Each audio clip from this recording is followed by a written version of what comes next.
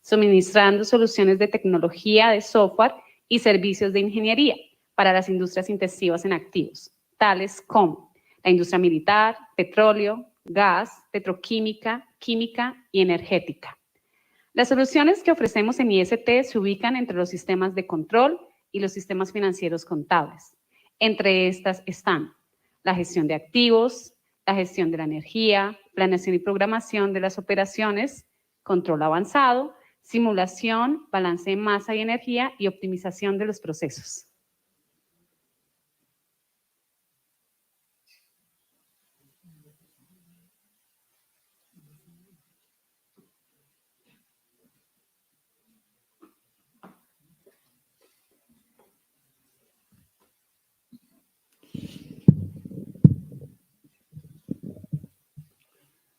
Muy buenas tardes a todos.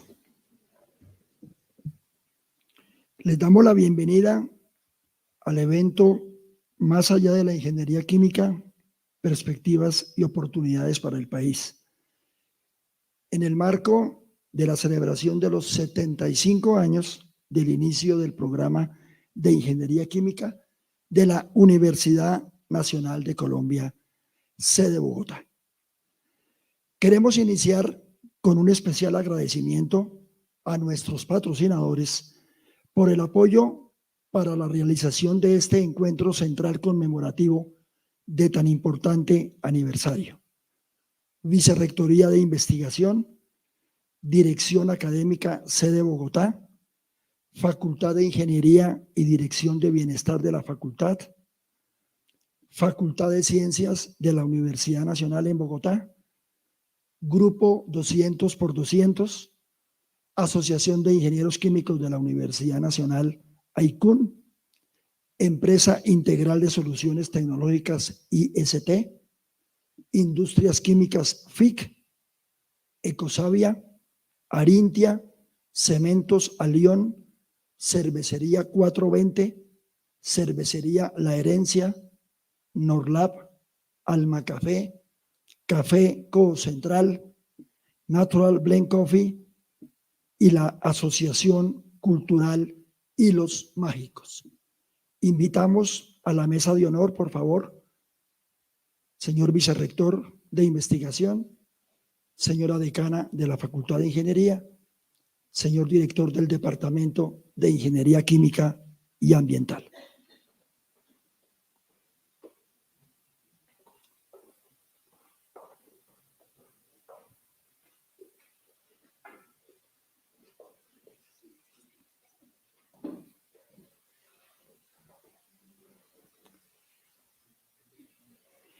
El siguiente es el orden del día que se desarrollará. Primero, himno nacional.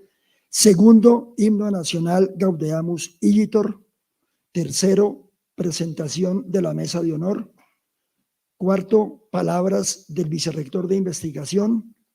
Quinto, palabras de la decana de la Facultad de Ingeniería. Palabras del director del Departamento de Ingeniería Química. Presentación del evento central Chemical Engineering for a Sustainable World. Preguntas, cierre del evento. Primero, himno nacional de la República de Colombia.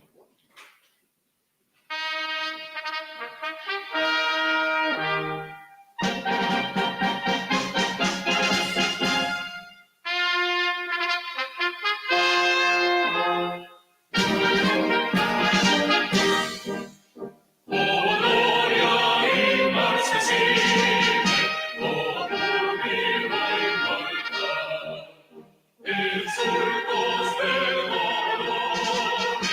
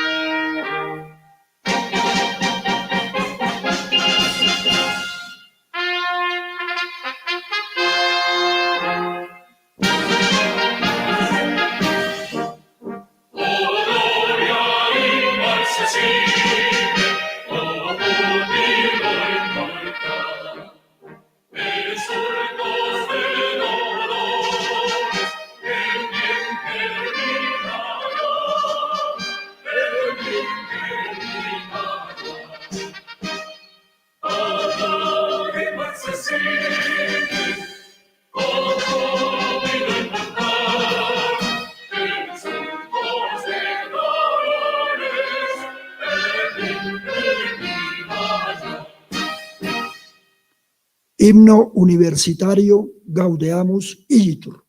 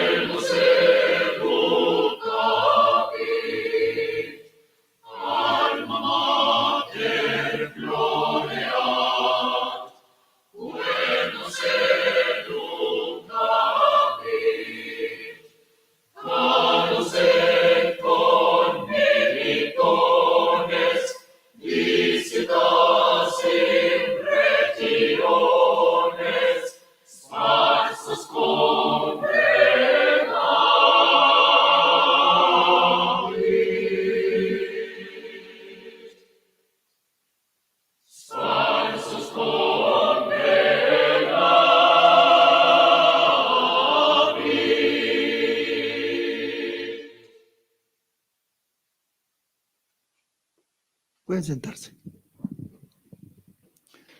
Agradecemos igualmente la presencia de nuestros invitados, los profesores Raficul Gani y el profesor Arturo Jiménez, igualmente la presencia de algunos directivos de la Universidad Nacional, a nivel local, colegas, exalumnos, amigos, etcétera, etcétera. Muchas gracias por estar acá. Vamos a presentar la mesa de honor. Para ustedes, de derecha a izquierda, la decana de la facultad, la profesora María Alejandra Guzmán Pardo. En el centro, el profesor Camilo Yunes Velosa, vicerrector de investigación de la Universidad Nacional, y el profesor Iván Darío Gil Chávez, director del Departamento de Ingeniería Química y Ambiental. Me presento, Marcelo Enrique Rivero Rojas, soy profesor jubilado y emérito de la Universidad Nacional y parte de su inventario.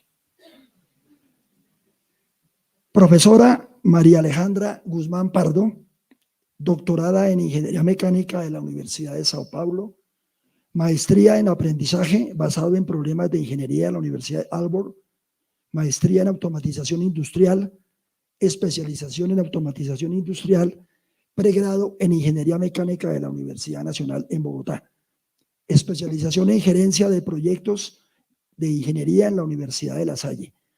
Más de 30 años de experiencia docente e investigativa. Actualmente es la decana de la Facultad de Ingeniería y es la primera mujer egresada de la sede de Bogotá que ocupa la decanatura de la facultad.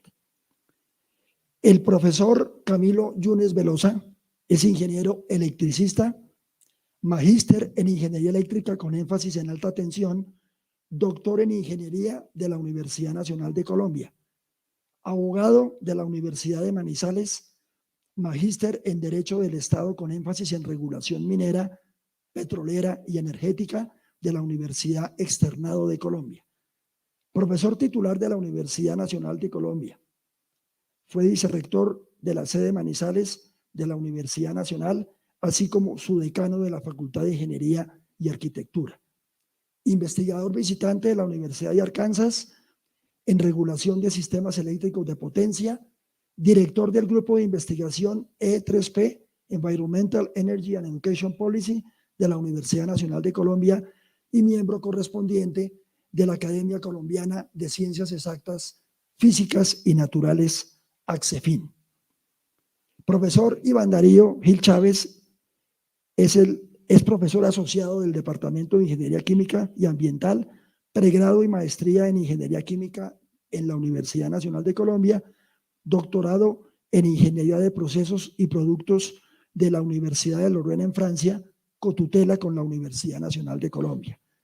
Coautor de varias publicaciones en revistas indexadas en las áreas de diseño, control y optimización de procesos. Investigador senior del Grupo de Procesos Químicos y Bioquímicos de la Universidad Nacional de Colombia, desde donde acompaña, entre otras labores de asesoría para la industria de cannabis en temas de extracción y fabricación de derivados.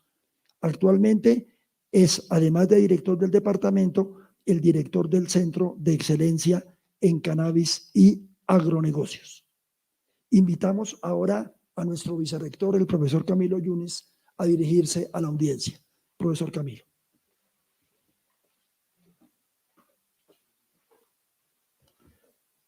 Bueno, muy buenas tardes. Reciban un afectuoso saludo. Profesora María Alejandra Guzmán, decana de nuestra facultad. Profesor Iván Darío Gil, director del departamento. Profesor Agrawal, profesor Gani y profesor Jiménez. I have to apologize in advance because I will say these words in Spanish, so please forgive us. Bueno, yo quiero empezar felicitándolos por haber sido capaces de convocar tanta gente el día del partido de la Selección Colombia. Ese es un mérito realmente importante un día como hoy. Coincide, pero bueno, no importa. Aquí estamos y muchísimas gracias a todos por estar. Permítanme un poco, inclusive si se quiere rompiendo el protocolo, pues contar algunas cosas. Yo tengo infinito aprecio por la carrera de Ingeniería Química. Yo soy egresado de la Facultad de Ingeniería aquí de la CE Bogotá. Yo soy ingeniero electricista y yo estudié toda mi carrera con ingenieros químicos. Uno de mis grandes amigos es ingeniero químico y además también en la sede Manizales, de donde estoy adscrito en este momento, tengo también muchísimos y profundos afectos, pero especialmente por su altísima capacidad de trabajo, por su altísimo compromiso. Algo hacen los ingenieros químicos, algo hacen desde la formación que logra verdaderamente romper paradigmas, generar cierres de brechas, y lo que yo he visto que hacen particularmente con los estudiantes, que es nuestra principal labor, a mí me deja profundamente sorprendido.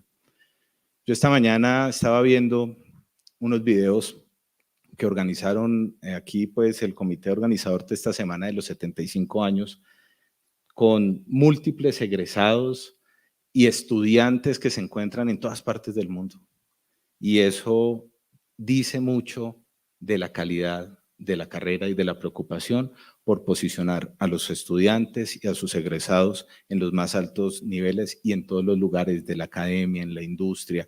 Es verdaderamente, digamos, maravilloso y pues es necesario reconocerlo. Ustedes pues ya me presentaron, muchas gracias, profe Marcelo.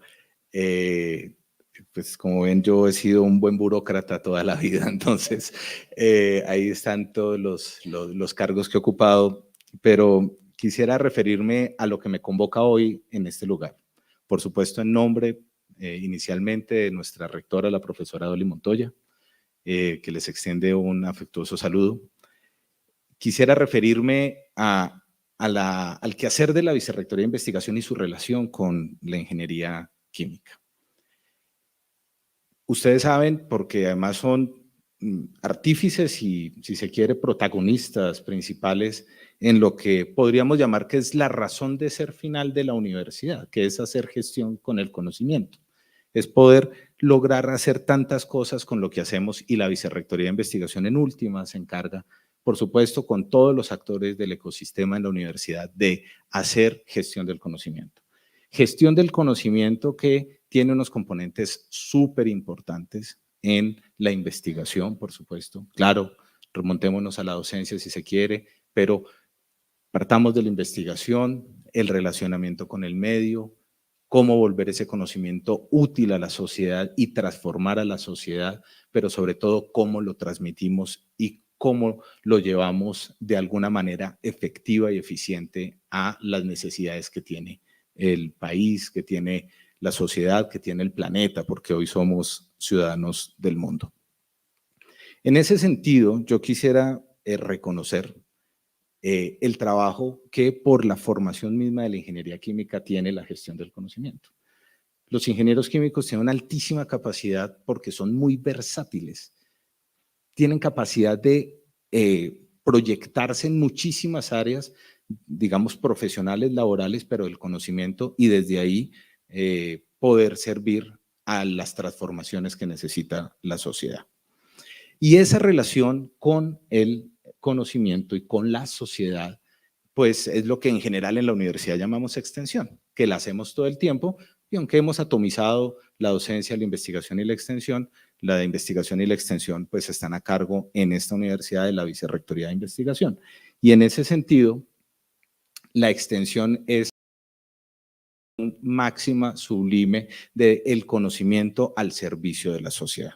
Bueno, yo quiero recordar una cosa, 1948, ¿cierto? La creación de la carrera de Ingeniería Química. ¿Quién era el rector? Gerardo Molina era el rector en 1948. Y Gerardo Molina fue como quien nutrió y, si se quiere, el hacedor de la extensión universitaria. O sea, las primeras expresiones de extensión formalmente en la universidad se remontan a la rectoría de Gerardo Molina, precisamente por esa época, cuando está terminando su rectoría en el año 1948, con una vocación de servicio a la sociedad muy fuerte, y principalmente la tenía en temas más artísticos y culturales, pero si queremos hablar de extensión en la universidad tenemos que remontarnos a Gerardo Molina, y Gerardo Molina es finalmente el que enlaza, fíjense lo bonito, a la carrera de Ingeniería Química con la universidad y la extensión. En ese sentido de la extensión, pues los procesos de gestión del conocimiento vienen acompañados, como bien sabemos, y ustedes lo saben muy bien, con los procesos de innovación, ¿cierto?, de transferencia de conocimiento y de emprendimiento. Elemento al que le hemos prestado la mayor atención en esta administración, en este plan de desarrollo, en nuestra vicerrectoría, porque consideramos que es precisamente el cierre de ese círculo virtuoso de la gestión del conocimiento. Es decir, poder hacer procesos de innovación, no solamente tecnológicos, también sociales. La innovación social está presente siempre en estas estructuras. Poder hacer procesos de transferencia del conocimiento y poder entonces servirle a la sociedad. ¿Y hoy qué tenemos? Hoy tenemos un mundo que nos tiene que preocupar a todos en unas condiciones que verdaderamente nos están prendiendo alarmas. Lo que está sucediendo en las últimas semanas en Europa tiene que tenernos a todos frente a las condiciones verdaderas de cambio climático, el calentamiento global, sobre lo que tenemos que hacer. Y creo que si alguien puede ayudar mucho en esta solución son los ingenieros químicos, precisamente por lo que mencionaba anteriormente, por su versatilidad, por estar ustedes además inmersos en uno de los elementos centrales de los procesos que tenemos hoy para las transformaciones necesarias, para poder resolver esos grandes retos planetarios, por ejemplo, los procesos energéticos. Ustedes tienen mucho que decir en los procesos energéticos. Está inmersa, por supuesto, en los problemas de la seguridad alimentaria. Si alguien tiene que decir en procesos de seguridad alimentaria, son ustedes. Está inmerso en los problemas, por ejemplo, de la salud. Ahora que estamos todavía pues hablamos de la pandemia y la pospandemia y las que vendrán, si alguien tiene que decir sobre eso, son ustedes. Y así podríamos seguir hablando de algunos otros 2 o 3 grandes retos planetarios. Estoy seguro que los ingenieros químicos, por su versatilidad, tienen mucho que decir. Entonces, permítanme congratularme también, casi como si fuera también mi carrera, que no la es, pero mis grandes amigos, muchas personas que aprecio y les reconozco su trabajo, son ingenieros químicos y quiero invitarlos a que sigan fortaleciendo, sigan trabajando, sigan mostrando esa excelencia, esa calidad. Hoy radicaron ya, creo, la ley estatutaria de la educación superior y con muchísima sorpresa vi yo que la palabra calidad no existe. Ni una sola vez se habla de calidad ni de excelencia, pero ustedes sí saben de calidad y saben de excelencia, como programas ubicados en el ranking de Shanghai, como programas con relacionamiento internacional súper claro. Tienen mucho que enseñarnos a todas las demás unidades en la universidad. Sigan trabajando, sigan siendo así de buenos. Muchísimas gracias. Que sean muchos años más para la ingeniería química, que ustedes son como el faro de la ingeniería química en este país.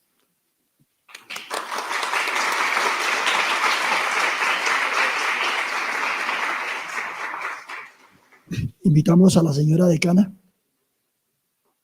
a darnos sus impresiones.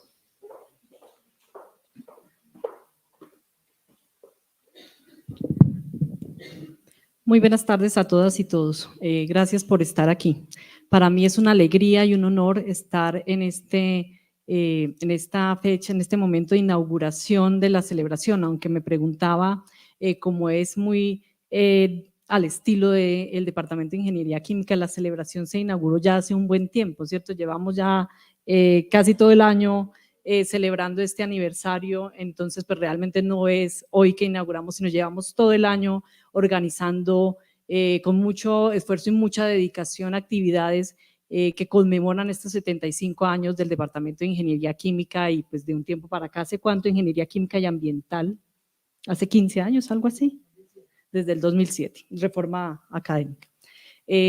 Repito, es un honor para mí estar aquí, una alegría compartiendo con ustedes este aniversario, esta fecha especial, esta semana especial en la que contamos con la visita de los profesores Rakesh Agrawal, Arturo Jiménez y Rafiki Ghani, que nos acompañan de diferentes lugares del hemisferio, personalidades muy importantes, muy destacadas en el ámbito académico de la ingeniería química. Ellos nos acompañan aquí en gran parte por el esfuerzo de los profesores y la comunidad del departamento que organizaron eso y porque ellos nos consideran o consideran a los colegas de ingeniería química como unos pares académicos importantes. Nos están acompañando en el día de hoy, nos van a acompañar durante toda la semana con diferentes actividades de tipo académico excepcionales. Entonces hago una invitación muy importante, muy especial a nuestros chicos y chicas para que no pierdan la oportunidad de escuchar a los profesores y lo que ellos nos vienen a aportar. Estos 75 años llegan en una coyuntura un poco compleja para la formación en educación superior, o es así como yo lo veo. Estamos enfrentando retos, yo no sé si sea yo exagerada, yo creo que retos que no habíamos enfrentado o la educación superior no había enfrentado, no sé, en 300 años. Decimos nosotros que el equipo directivo de la facultad conversamos mucho al respecto con preocupación y demás, que tenemos estudiantes del siglo XXI con profesores del siglo XX y métodos pedagógicos de hace 300 años. Estos momentos y esta coyuntura es muy particular y muy especial por todos los cambios que se han venido surgiendo y que se propulsaron después de la pandemia. Por ejemplo, yo soy una convencida de que ahora hoy van a hablar de perspectiva como desde el tipo industrial. Yo en cuanto a educación superior pienso que la perspectiva más allá de 5 años, a un horizonte más allá de 5 años, al día de hoy es muy difícil de hacerla. Y si no recuerden, hace 5 años, transpórtense, estos chicos eran niños, pero nosotros no éramos tan niños. Hace 5 años estábamos empezando a usar WhatsApp y yo creo que ni siquiera nos imaginábamos que el mundo en 5 años iba a ser lo que es hoy. Entonces, pienso que lo que vamos a ver nosotros en los próximos 5 años van a ser unos cambios, unas disrupciones muy importantes, sobre todo en la educación superior. Escuchaba y leo muchas cosas al respecto, cosas preocupantes, pero pues es la realidad. Por ejemplo, que entrevistaban a un músico y le preguntaban que qué clase, qué estilo de música él él cantaba, entonces él explicaba, no, lo que pasa es que un músico solo comienza a monetizar en Spotify si alguien escucha su canción 30 segundos. Si la escucha menos de 30 segundos, no monetiza. Entonces ponía el ejemplo, por ejemplo, de estos grupos K-pop. Dice, las canciones de estos grupos de K-pop cada 15 segundos cambian de ritmo para tener a los muchachos enganchados 15 segundos. Y nosotros estamos ofreciendo, señor vicerrector, señor director de departamento, asignaturas en bloques de 2 horas por 16 semanas. Sabiendo que un muchacho de ahora, me hacían la diferencia, no, es que una cosa es el entretenimiento y otra cosa, pero tener la atención de un muchacho es algo muy codiciado hoy en día, ¿cierto? Para nosotros eso es incomprensible. Nosotros, digo yo, pues mi generación y demás. Y una serie de cambios supremamente disruptivos, complejos. Hoy hablaba con un profesor de lingüística que me hacía caer en cuenta de una cosa que yo jamás como ingeniera había pensado y decía, los muchachos ahora se comunican a través de texto y de emoticones y toda la comunicación que se construye de esta manera al ver a otra persona, a ustedes verme mover las manos, todo eso está cercenado. Entonces, en 15 años estos chicos cómo se van a comunicar? Si ya no ejercitan, ha disminuido, los estudios muestran la interacción de los jóvenes con otros jóvenes presencialmente, eso ha disminuido drásticamente. Entonces, todo esto y muchas otras reflexiones me hacen pensar que es el momento de, ni siquiera, no podemos decir que de hacer un stop y pensar, no, en la marcha y con la velocidad de los hechos y del contexto alrededor, tenemos que repensarnos como formadores de ingenieros. Somos muy dados en nuestra facultad y en el mundo entero a atesorar mucho los contenidos, ¿cierto? Las nuevas pedagogías, o no son ni tan nuevas, pues recientemente declaradas en nuestra universidad, que dice que el modelo pedagógico de la Universidad Nacional de Colombia es basado en problemas y proyectos. El aprendizaje basado en problemas y proyectos necesariamente incluye el sacrificar contenidos, porque el tiempo se invierte en desarrollar otro tipo de habilidades y competencias. Y yo pido que, no los quiero poner en evidencia ahora, pero levante la mano el docente que dice, no, sí, yo sacrifico el contenido de mi asignatura. Son retos muy, el profesor Carlos levantó la mano que él sí está dispuesto a sacrificar contenidos en la asignatura. Son retos muy importantes de todo tipo, para los docentes, para los formadores de ingenieros. Desde el punto de vista cultural, para nosotros es muy difícil esto y esta brecha con los chicos de hoy en día. Entonces, creo que es un momento muy importante, una coyuntura muy especial para que pensemos y analicemos con la rapidez que los tiempos nos exigen, no con las velocidades que estamos acostumbrados en la academia, que tardamos. Nuestra última reforma académica fue en el año 2007 y creo que alguien me decía, en el año 2007 los celulares tenían teclas. Entonces, algo ha pasado por debajo del puente desde nuestra última reforma académica. Los chicos de Ríen, yo creo que ellos ni se acuerdan o nunca vieron un celular de teclas, no lo sé. Entonces, este es un llamado a toda la comunidad, porque no es solo responsabilidad de los docentes repensarnos, ¿no? Es una responsabilidad de toda la comunidad para aprovechar este hito maravilloso de estos 75 años en los que se han construido tantas cosas desde el Departamento de Ingeniería Química. Lo reconocemos en la facultad y en la universidad. El departamento, la comunidad del Departamento de Ingeniería Química ha sido pionera de muchas iniciativas importantes que después se esparcen en la facultad y algunas de ellas en la sede. Entonces, siempre han sido pioneros y jalonadores de cosas muy interesantes en el interior de esta universidad y sé que no serán inferiores a este reto que se nos presenta a todos como formadores de profesionales que van a vivir en este mundo inmerso en realidades virtuales y en disminución del contacto persona a persona, o es absolutamente no viable, sino es una realidad que muchos de nuestros egresados están aquí, pero trabajando para empresas del exterior, ¿cierto? O sea que el mundo y todo se mueve hacia el manejo de, por ejemplo, software colaborativo, actividades asincrónicas. y nosotros como formadores de ingenieros no podemos ser ajenos a esa tendencia. Nos gusta ser muy nostálgicos y yo también, es que nosotros éramos así, ya está. Nuestros chicos no van a volver a ser, no van a ser nunca más como fuimos nosotros. Tenemos que adaptarnos a los nuevos tiempos, tenemos que repensarnos, asumir los retos tan importantes y tan grandes que esto trae con coraje, con valentía, con flexibilidad, mente abierta, como siempre lo hemos hecho, para estar a la vanguardia de la formación de ingenieros en este país y en Latinoamérica.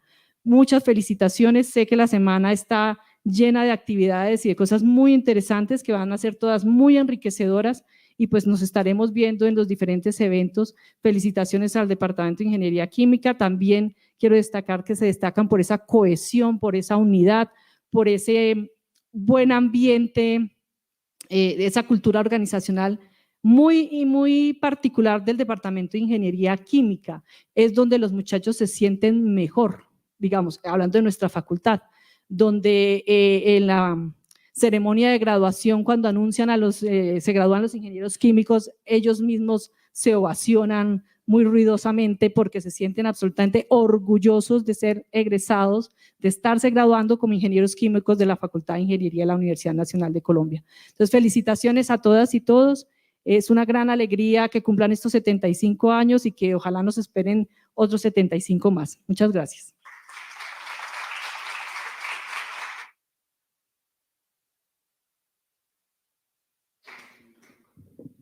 Ojalá que los 76 sean presenciales.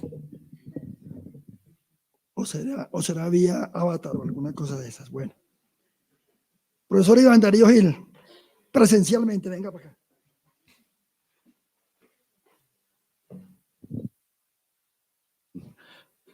Buenas tardes para todos, muchas gracias por asistir. Muchas gracias, profesor Camilo Yunes, profesora María Alejandra. Muchas gracias a nuestros tres invitados internacionales, profesor Rakesh Agrawal, profesor Rafi Kulgani y profesor Arturo Jiménez, por aceptar esta invitación que les hemos hecho para acompañarnos. Estimados estudiantes, egresados, personal administrativo y de laboratorios, profesores jubilados y profesores activos de la Universidad Nacional y demás acompañantes. Los estudios de Ingeniería Química en la Universidad Nacional de la sede de Bogotá se crearon mediante el Acuerdo 36 de 1939, adscritos al Departamento de Química en ese momento, y cuyo título estaba condicionado a la existencia de las instalaciones de tipo semi-industrial necesarias para poder llevar a cabo la carrera. Una vez se tuvieron dichas instalaciones, el Consejo Directivo, mediante Acuerdo 193 del 9 de diciembre de 1948, reglamentó los estudios y estableció el plan de estudios correspondientes bajo la dependencia de la entonces Facultad de Química, creada el 12 de diciembre de 1940. En 1950, con la llegada del profesor Zbigniew Mariano Broniewski a la Universidad Nacional y su posterior nombramiento en 1965 como jefe de industrias y plantas piloto y de operaciones unitarias del Departamento de Química de la Facultad de Ciencias, contribuyeron enormemente al crecimiento de la carrera en la universidad y a darle un notable posicionamiento a nivel nacional. Precisamente, y en el marco de una reforma que se conoció como la Reforma Patiño, el 19 de agosto de 1965, por medio del Acuerdo 188 del Consejo Superior Universitario, se creó el Departamento de Ingeniería Química y se trasladó la carrera de Ingeniería Química a la Facultad de Ingeniería, siendo el profesor Broniewski su primer director. Para ese momento vale la pena anotar que ya se habían graduado 148 ingenieros químicos. Han sido entonces 75 años de trabajo constante y decidido por parte de estudiantes, profesores, administrativos, directivos y demás colaboradores. Esto nos ha permitido consolidar un programa de formación de alto nivel con acreditación de alta calidad a nivel nacional, acreditaciones internacionales con Arcusud y con EIBET, una figuración destacada en el ranking QS, estando en el grupo de los 100 a 150 mejores programas del mundo para estudiar ingeniería química, que para nosotros es un logro importante si tenemos en cuenta los recursos con los que contamos y que estamos en un país en vías de desarrollo. De igual manera, y no menos importante, como ya lo mencionaba el profesor Yunes, hemos aparecido en la clasificación del ranking Shanghai, que es un ranking muy importante en la categorización de programas en investigación y tenemos el orgullo de mencionar o de decir que somos de los pocos programas de ingeniería en Colombia que logran aparecer en este ranking que tiene unos altos niveles de exigencia. Nuestro programa de Ingeniería Química cuenta con una planta piloto que ha sido referente y ejemplo para la creación de muchos otros programas a nivel nacional. Es inevitable enamorarse de la ingeniería química cuando se observan nuestras adecuadas instalaciones desde el segundo piso del edificio del Laboratorio de Ingeniería Química y se piensa en el sinnúmero de conceptos que allí se pueden aprender. Estos laboratorios y esa infraestructura de enseñanza, de investigación y de extensión son el resultado de una pasión por lo que se hace, del trabajo en equipo, de una infinita inquietud por ir más allá y construir sobre lo construido. Con enorme satisfacción podemos decir que más del 80% de los equipos que están en esa planta piloto es ingeniería UN, orgullo UN. Desde hace un buen tiempo, las fronteras de nuestra ingeniería química se han trasladado a muchos lugares del país y del planeta. Nuestros estudiantes hoy en día realizan prácticas y pasantías en empresas colombianas, alemanas y francesas principalmente, estancias de investigación en Estados Unidos y Canadá. Se destacan por sus calidades académicas que los hacen merecedores de becas para estudios de posgrado, principalmente de doctorado. Nuestros graduados ocupan importantes cargos en empresas del sector a nivel nacional y han ganado un espacio importante en sectores como el de gas y petróleo, alimentos, cosméticos, ambiental, minero y materiales, educativo y de servicios, entre otros, no solo aquí en el país, sino también en Estados Unidos y en Europa. Pero sin lugar a duda han contribuido con liderazgo y compromiso al desarrollo y equidad de la sociedad colombiana. Las últimas 2 semanas, como también ya lo mencionaban, hemos recibido decenas de mensajes de saludo de muchos lugares, de muchas latitudes, en donde nuestros egresados y nuestros estudiantes de intercambio expresan el cariño que tienen por su alma mater. Con todo esto, es evidente y es normal preguntarse cómo no celebrar 75 años de logros, de excelencia académica, de un impacto, de la posibilidad de abrir un programa de internacionalización y de la alegría que ha generado este programa. Esta celebración ha generado un espacio para reflexionar y para proyectarnos. Hemos trazado un plan estratégico a 2028 desde el departamento en el que tenemos como principales ejes de trabajo la educación en ingeniería química, una investigación pensada en apoyar a la solución de los problemas del país, la interacción con la sociedad como una sinergia necesaria y complementaria y una visión de aplicación de los conceptos de sostenibilidad en nuestros programas, como parte de la tarea que se nos ha encomendado en el cumplimiento de los objetivos de desarrollo sostenible para el año 2030.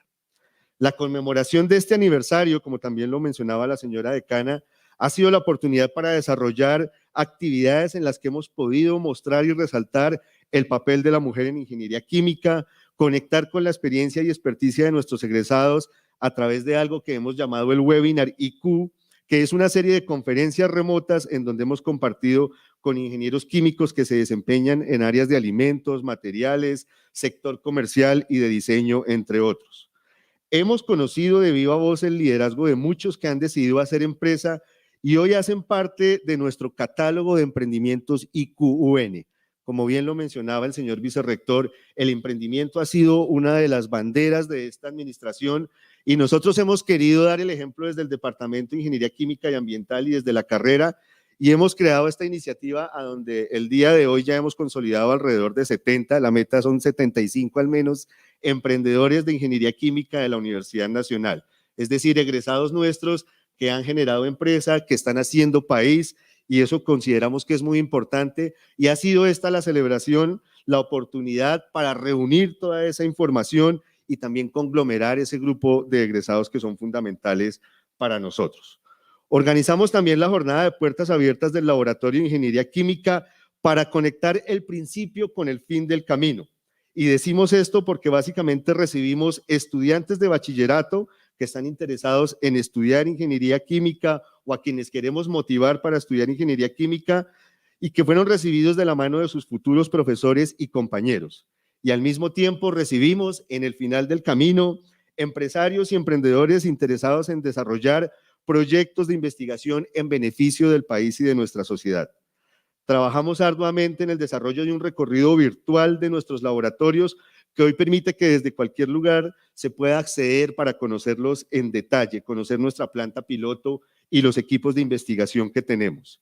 Consolidamos además 2 programas de apoyo estudiantil provenientes de empresas y de egresados que le han apostado a la formación de estudiantes de ingeniería química de escasos recursos, pero con unas altas calidades académicas. Esos programas los vamos a estar anunciando el día jueves en la sesión de la mañana. Hoy damos un paso más en este camino de celebración con el inicio de estas jornadas académicas y empresariales intensas en las que queremos ser el escenario de discusión del futuro de la ingeniería química colombiana. Vamos a abordar discusiones alrededor de problemas como la energía, la transición energética, la seguridad alimentaria, la bioeconomía y el concepto de biorefinación en un país rico en recursos naturales y biodiversidad. Además, reflexionaremos sobre la educación en ingeniería, el cuidado del agua, el aire y el suelo y las tecnologías emergentes. Y fieles al ADN de los ingenieros químicos de la Universidad Nacional, no van a faltar las actividades sociales, culturales y artísticas que son fundamentales en una formación integral. Esta celebración es una invitación a continuar con más ánimo y pasión el trabajo que desarrollamos en el programa de Ingeniería Química y a direccionar el rumbo que queremos darle a los próximos 25 años de nuestra profesión. Es una invitación a trabajar en equipo por un mejor país y a hacer realidad el sueño de juventudes que desean formarse en el campo de la ingeniería química. Queremos agradecer a todos los que han hecho parte de este camino, a los profesores de las áreas de ciencias económicas y ciencias humanas, por supuesto a los profesores del Departamento de Ingeniería Química y Ambiental que han dedicado todo su esfuerzo y conocimiento a hacer de nuestros estudiantes los mejores ingenieros químicos de Colombia. A las empresas colombianas que han creído en nuestro talento a través de programas de prácticas y pasantías, trabajos colaborativos y entrenamiento especializado, a las universidades en Estados Unidos, Canadá, México, Italia, Francia, Brasil, Alemania, España, entre otros países, por abrirle la puerta a los estudiantes colombianos de Ingeniería Química de la Universidad Nacional. Un especial agradecimiento al comité organizador de esta celebración, que es una muestra de la gran comunidad que hemos construido, donde participan estudiantes, profesores jubilados, profesores activos y egresados con la especial cooperación de la Asociación de Ingenieros Químicos AICUN, de muy reciente creación. Todos con un ánimo y una dedicación única han hecho que la celebración sea por lo grande. Agradecemos también a los patrocinadores y entidades que nos han brindado su apoyo en la organización y que participarán en los paneles y las jornadas académicas y lúdicas que se han programado. Muchas gracias a todos por estos 75 años de trabajo colaborativo. Los invito a seguir construyendo una mejor sociedad, a vivir con pasión y decisión las transformaciones y cambios que nuestra profesión realizará en el mundo para afrontar los grandes retos del siglo XXI. Y finalmente les pido un aplauso grande para nuestra bella carrera que le ha regalado a Colombia 5.862 excelentes profesionales. Muchas gracias.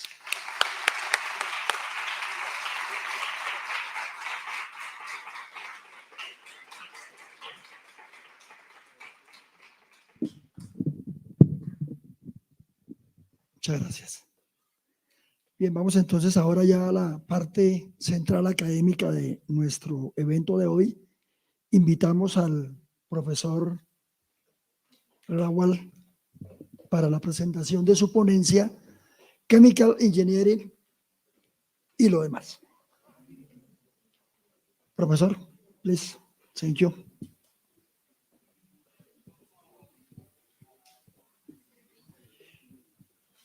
El profesor Agrawal es docente distinguido Winthrop Stone en la Escuela de Ingeniería Química Davidson de la Universidad de Purdue.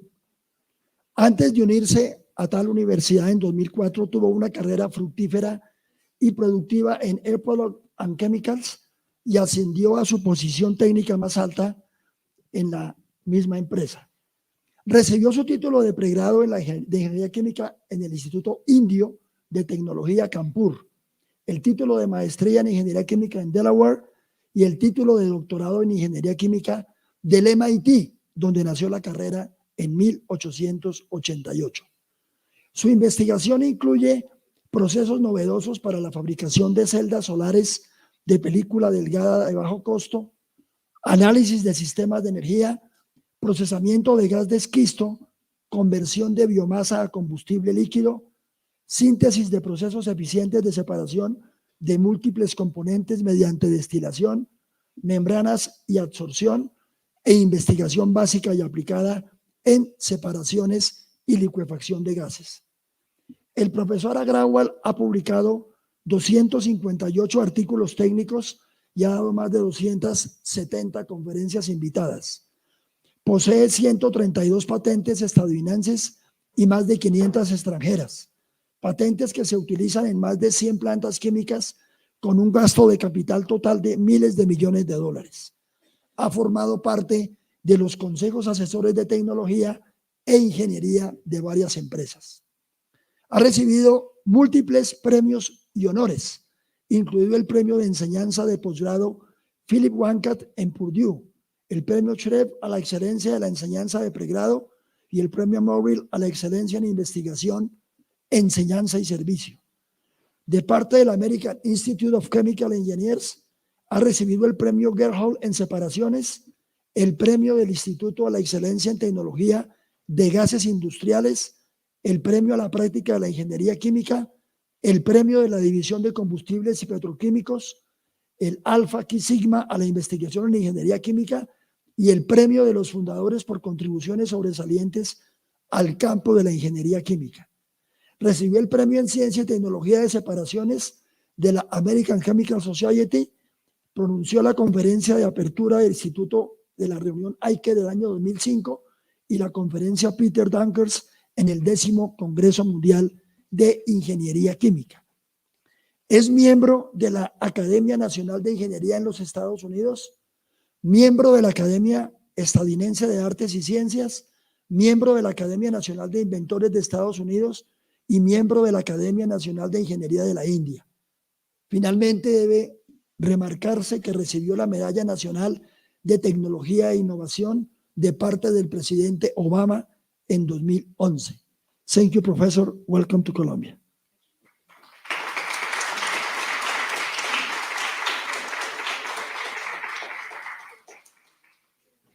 Okay, thank you very much. I'm very sorry, my Spanish is zero, so I will be speaking in English, and I apologize for that in advance. And with that, it's truly an honor to be here. And Professor Ivan Gil Chavez, I'm really grateful that you invited me. And I've already spent 2 days here. The campus is vibrant, full of energy, and it is absolutely an honor to be here. And with that, I will start. And when we hear you about talking about 75 years, what a wonderful celebration, right? You said 5,000 some odd professionals, and what a number to have. But the key issue is we are here to, by another 75 years, it'll be the end of this century, right? Because we'll be entering, almost knocking on the the next century. And a lot of young people who are here, some of you might be here at that time.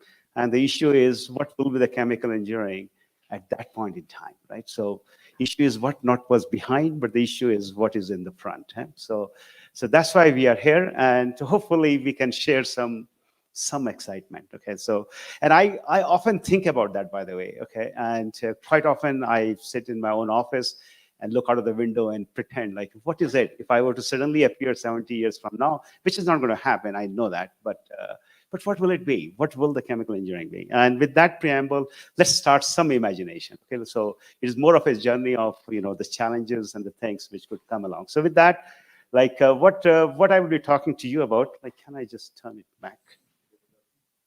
It's going forward. Okay, so I need to go back. Okay. Yeah. So with that, so the issue in front of us is what I will be talking to you is. We all drive in US, for example, we see Tesla cars, right? So we are replacing gasoline with electricity, okay? And so that's certainly changing, right? So transportation is moving towards electrification. So the question is, in our chemical engineering, we use fossils, we combust it, and we use all the energy. But can we use the renewable electricity for a sustainable future?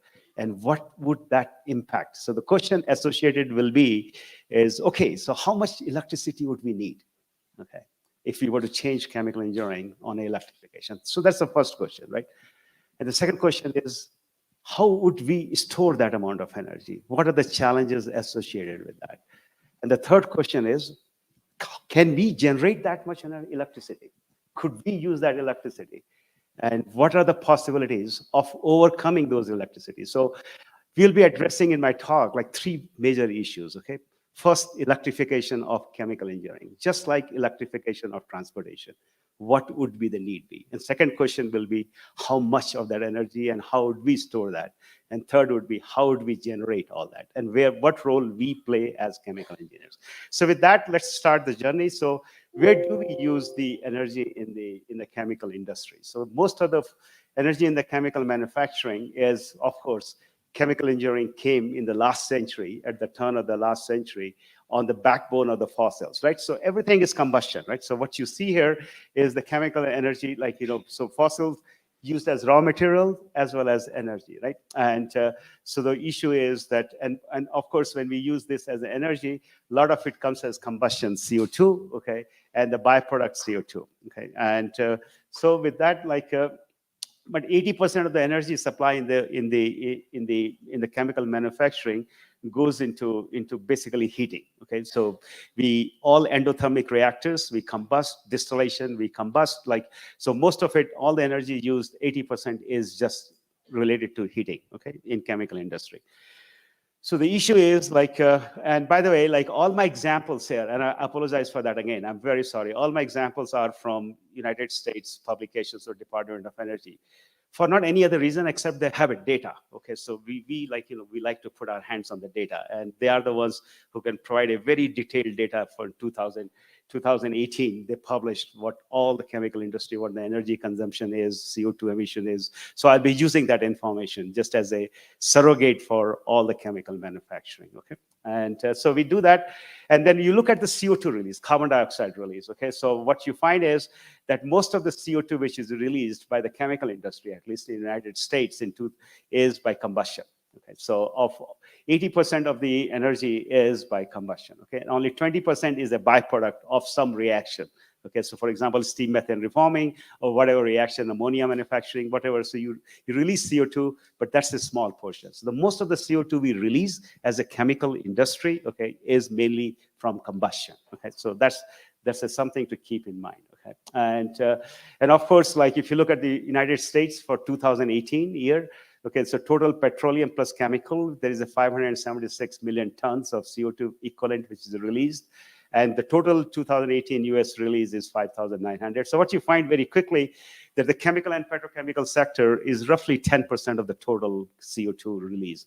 And that's a pretty large portion, by the way. Okay, so for a sustainable future, what do we do? Okay, so why is it that the chemical industry, we combust, okay? Why is it, okay? So the reason is that fossil is what we get directly off the ground, okay? And when you combust it, heat is directly available to us, okay? But if you wanted to use electricity, then we will have to convert the heat to electricity, and there are losses associated with that. So if I buy electricity, it is 3 to 5 times more expensive per joule than it is as electricity, right? So then the heat.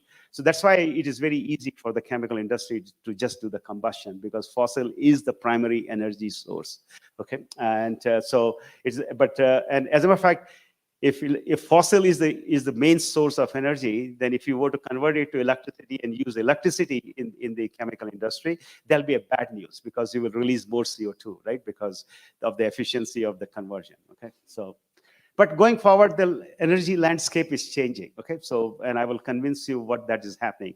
Like as we move forward, more and more energy will come from wind and solar, okay? And it will be as electricity, not as fossil, okay? Which had to, so what is happening is we are going through a transition period where the energy, suddenly rather than heat, it will be available to us as electricity.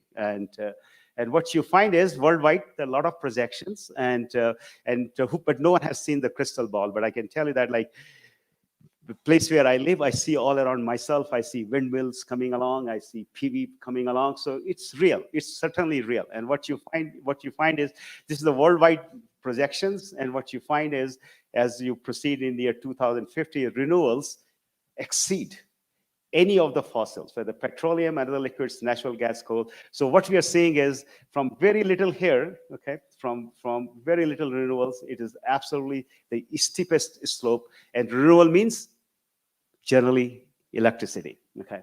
And this is another projection. And what you see in this projection is the fact that this is the world net electricity generation now. And what you find is that as far as the electricity is concerned, look at solar, okay?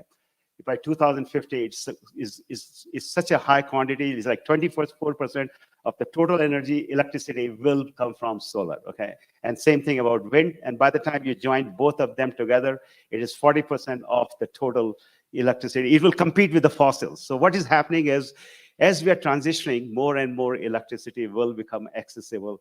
And if you look at other, like hydroelectric is nearly flat, nuclear is, so all other energy forms are really flat, okay? And how about the United States? Okay, so in the United States, what we find is that as we go from 2000 to 2050, the solar and the wind, they just take over, right? Okay, it's more than half is solar and wind, okay? And the natural gas and the coal, they all are on a decline, okay? Like quite a steep decline. So since solar and wind are going to be dominating, and mind you, these projections don't even include chemical industry, okay? So these projections are not accounting for what will happen if you electrify chemical industry. So the question in front of us is now, that's what the question we started with. Okay, so I hope I have convinced you that the primary energy is moving towards electricity. And since it is moving towards electricity, what we chemical engineers can do is the main question. Okay, and so let's look at it. So a lot of my colleagues, when I came to Purdue, told me biomass is great, let's go and do biomass. And then we did a very quick analysis. Tomorrow morning, I will give a very detailed talk on this. But this slide is just to convince you that as you move towards solar photons, okay, as we move, solar energy is used. What you find is if you harness solar energy, what you very quickly see is that you can produce electricity with today, like with 18-20% module efficiency, and even the heat and the hydrogen. But look at the biomass, the trees, okay, the trees we grow, they grow with an efficiency of around 1%. Okay, and sugarcane is the highest efficiency, like around 2%. Okay, and by the time you take that energy, which is still carbon molecules, and convert it to any usable form. So, for example, today on the plant trip, Oscar showed me like sugarcane to the ethanol and all those productions. By the time you do that, what you find is you lose another 50% roughly in conversion, and you are less than 1% of the solar energy shows up as bioenergy. And I will show you how large quantities we need, and the difference between 1% and 20% is a factor of 20, okay? What that means is that directly translates into land area, right? Because 20 times more land. Just keep that thought in mind, okay? So I personally believe that the biomass is not the energy source going forward. It will be mainly the renewable carbon source, because world will still need carbon, okay? It will be a source of the renewable carbon, okay? And since there are directly solar and wind are coming as electricity, let's explore it. Let's ask ourselves, like, what can we do with this thing? And this is what the question we are asking. Okay, remember what I showed you earlier in the manufacturing. So historically, fuel has come, combustion, power generation, which has run all the industry. But now what we are going to do is we are going to be using this wind and solar energy. And there are other forms of energy too, like hydro, geothermal and all, but they'll be very small compared to this, okay? And this is variable renewable electricity, and we'll be using electricity. And then once you use electricity, suddenly you have a lot of possibilities. You can just put an electrical resistance and produce heat. You can use microwave, you can use infrared, you can use plasma. Suddenly you have a whole an array of choices of generating, supplying energy, okay? It's like opening a whole box, actually, in electrochemical processes and so forth, okay? So I told you earlier how much energy we need in US. So if you took all that heat energy, okay, all that heat energy which we talked about, okay, which we are combusting the fossil fuel right now. But if you decided to use it as electricity, okay, use electricity to supply that heat energy, in the United States, we will need roughly 1,800 terawatt hour of electricity per year, okay? And so the question is 1,800 terawatt hour, how big or how small it is, right? Because when you do the calculations, you come up with this number, okay, really have no feel for how big or small this number is. So let's see how big is 1,800 terawatt hour. Okay, so I showed you the projections before. Okay, total US electricity production in 2022 is 4,200, roughly 4,000 terawatt hours. Okay, so 1,800 is a large portion. Okay, it's nearly half of the total electricity which is generated today will be needed by just to supply the heat energy in chemical plants in the United States. Okay, that's a large number by any stretch of imagination. Okay, and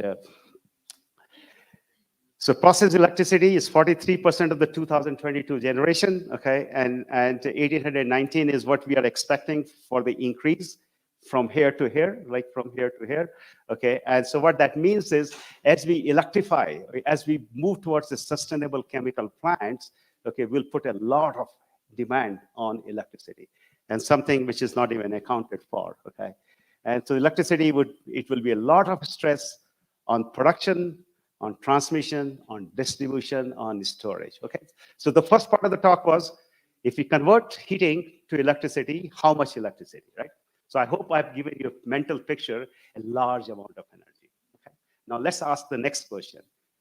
How would we store such energy? How would we deal with this energy? Okay, so that's the next follow-up question. So we go to that question, and let's do that, okay? So here, sorry. So wind, and it's very easy to say that we will take electricity from wind and photovoltaics, right? From PV, okay? The problem with both of these sources is a primary problem as against the fossil. Fossil, 24 hours, we can combust, we can continuously produce electricity, but no such luck with wind and the solar energy. So what you find here is for example, one location in Bakken, Montana, which is the Midwest north part of the United States. Okay, what you find is, if you look at the relative power, so if you install a photovoltaic farm and you look at the relative power as from 1st of January midnight all the way to December 31st midnight, okay, and every day, this is the real data, by the way, okay, which is collected from for a PV farm. What you find is, of course, there are daily fluctuations. The sun comes in the morning, it goes back in the night. But then there are reasons in the summer, okay, there are reasons in the summer when you see very large quantities of energy, and then you see in the winter, okay, when there is hardly these cloudy days are short, there's not too much energy, okay? And we are used to running chemical plants 24 hours around the clock, right? And because we can't have chemical plants like this shut down. This morning, like with Oscar, when we were looking at the lab, we were talking about how long it takes to turn a plant on. Right? You have to wait for 2 days or 3 days before it stabilizes, okay? And so there's no way we are going to be going up and down with this kind of a thing. So the question is, if you're going to store it, okay, how much battery power would we need to store just that 1,800 terawatt hour, which is what we were talking about, right? So let's go ahead and do that calculation. So basically, what that means is the chemical plant will require storage, right? So there'll be battery storage, there'll be hydrogen storage, because we can take electricity, we can have an electrolyzer, produce hydrogen, we can store that, and we can take then hydrogen from storage through fuel cells to supply electricity, or we can combust hydrogen and use it directly as a heat source, right, as a fuel. So now we have to store the energy, and we store energy, and let's see what happens, okay? So the solar or the wind, by the way, wind is exactly similar pattern to solar. It is seasonal, it is daily variation, okay? So it is very similar. If I were to give you both, you can clearly, the only difference is wind is in the nighttime and generally, and the solar is generally in the daytime. So that kind of complementary actually, okay? And but anyway, so coming back to this, electricity I told you is around 1,800 terawatt hour. If the sun is available 30% of the time, or wind, for example, 30% of the time, so we have to store like 1,273 terawatt hour per year, right? Because if you want a continuous operation, that's the energy which is lacking. You store that, and that translates into 3.64 terawatt hours per day, okay? And by the way, terawatt hour, if someone is, I forgot to tell, a tera is 10 to the power 12, okay? So if for those who may be wondering what is tera is billion, after billion it is tera, okay? So that's what we are talking about, okay? And so just for the sake of discussion, like, you know, so on average day basis, I will have to store 3.64. It will take 36 billion Tesla cars of batteries to store that much energy, yeah, okay? Because one Tesla car has 100 kilowatt hour of battery, okay? So, and the Tesla cars which were built were only 1.3 million last year, Okay, so that gives you a perspective. Like we need like 30 times more Tesla cars which was built just to store the, and if you think 36 million is a large number, just wait, okay? I will show you something more, okay? So one of my students, and by the way, he's a Colombian student from here, okay, Edwin and Rodriguez, like he did some calculations for me, and he's working on shale gas, okay? So the talk is not about shale gas, okay, because that's fossil, right? So we don't want to talk about fossil today, okay, for some other day. But the point is, he did some calculations, which I think are very interesting to share with you guys. So this is a shale gas plant in Montana, Bakken, the photovoltaic data which I showed you. And what you find is that from the shale gas, we are trying to make liquid hydrocarbons. So what Edwin is doing is he's doing a dehydrogenation reactor. So it's ethane. Ethane goes to ethylene, and the hydrogen is a byproduct. And then he goes through a lot of processes and make a liquid hydrocarbon. But the main thing is that ethane to ethylene is a cracking reactor. It takes place around 800 degrees Celsius. A lot of heat is needed, right? Because to crack, to do a endothermic reaction, a lot of heat is needed. And we supply the heat here, okay? And that heat is supplied, of course, like can be supplied with using hydrogen, which is a co-product. You can use that as an energy source, okay? Or you can use the power and you can store in the battery, okay? So you have choices, and he did some calculations which I wanted to share with you, okay? So the plant electricity requirement, meaning and using this reactor, the ethane to ethylene cracker, it is electrically heated. We're not combusting any fuel, right? Because we are going away from the combustion of fuel. So he has electric heaters, okay, or he has a plasma reactor which takes the ethane to ethylene. So we need to supply that electricity, okay? So we need to switch, right? So he's supplying that electricity this plant is like a small size plant, okay? And just for the sake of discussion, needs a power of 10.9 megawatt, okay, to run this reactor, okay? So, and hydrogen can provide 8.2 megawatt power. So there's a shortage of power, and that power comes from the photovoltaics, okay? And in the Bakken, on an average per day, there's only 5 hours of sun. If you take 365 days and calculate the average, and 5 hours, and if you calculate from there, the storage required will be 49.8 megawatt hour.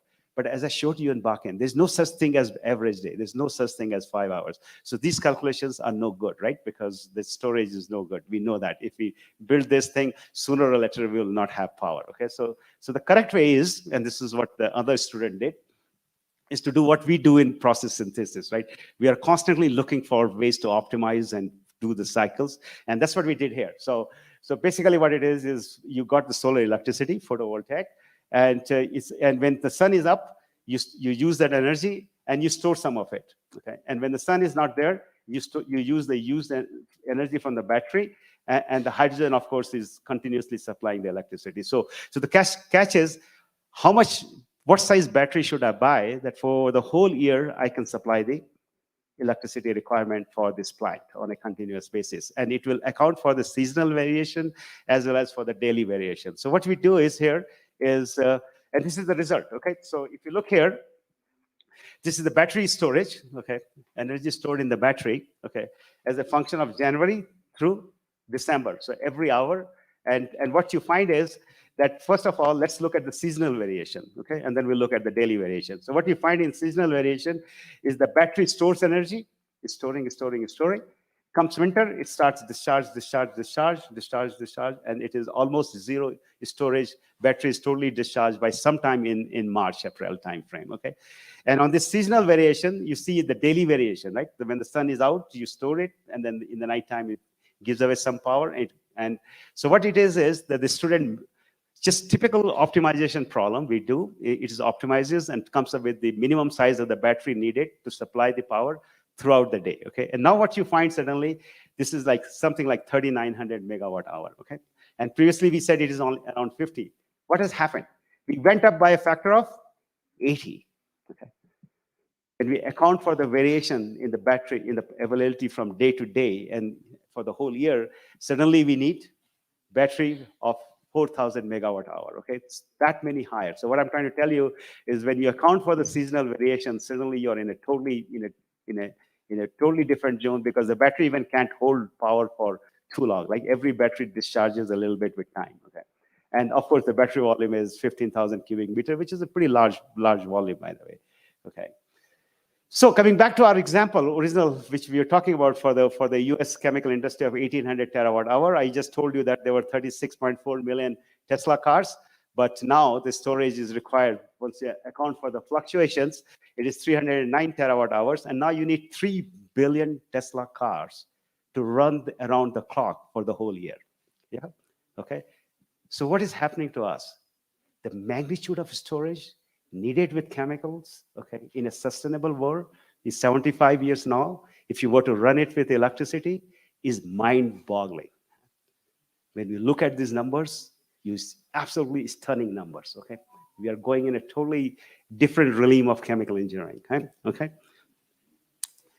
By the way, when you see something like this, mind-boggling, but it's exciting, right? Means more things to do, right? We are busy now. Okay, we can go back and we can do more work. Okay, so that's the exciting aspect. Okay, all right. So, and by the way, if you're wondering, US produces only 10% of the world's, 11% of the world's chemicals. Okay, and that's the 3 billion Tesla cars, right? If you went to the entire world's chemicals requirement, you have to multiply it by roughly by a factor of 10. So the problem globally and a global scale is 10 times bigger than what it is for the US. Okay, so just wanted to tell you that. Okay, and of course, innovative solutions are needed, and that's all very good time. And then, of course, we are chemical engineers, so we are not going to battery storage. We are not going to do that. Most likely, hydrogen is a co-product in this plant, right? Because ethane is cracked to ethylene. Why don't we store hydrogen? Right? Because rather than continuously using hydrogen, and so the student went and then he performed the calculations. Same thing again, okay, so daytime you store hydrogen now rather than continually using it, and then you optimize now to minimize the battery while storing hydrogen. So the optimization problem has changed. You go ahead, you do that, and now what happens now in the storage as a function of the year? All those seasonal variation is taken by hydrogen, and the battery is just fluctuating on a daily basis, actually. And the battery requirement is now even less than the average, 23 megawatt hour. Okay, so you flip the problem. And we all know how to store the hydrogen, right? Compress it, store it in a tank, okay? So we flip the problem. So you store the hydrogen. And of course, you can store both hydrogen and battery, right? So that's another optimization problem, okay? So it's fun. What I'm saying is, like, imagining the future is fun, okay? That's all I wanted to convey the message, okay? All right, so there are many other options. You can make ammonia, you can store ammonia, you can make carbonaceous molecules in store. That's my talk tomorrow morning. So I'm not going to go in detail, like how do you store energy by making carbon molecules. So if you are interested, come early in the morning at 8 o'clock, okay? And I'm just doing an advertisement for my talk, I guess. Okay, but you don't have to come, that's fine, okay? But nevertheless, there are many ways of storing it. So far, what we did was we talked about how to store the energy, right? Okay, now let's ask ourselves, for example, you can store energy with ammonia. And if you store energy with ammonia, let's see what happens. Now, when you store energy with ammonia, but this is co-production of ammonia. So what we are saying is, let's switch gears, okay? So we were taking heat and we were doing that, but we can use electricity to make chemicals.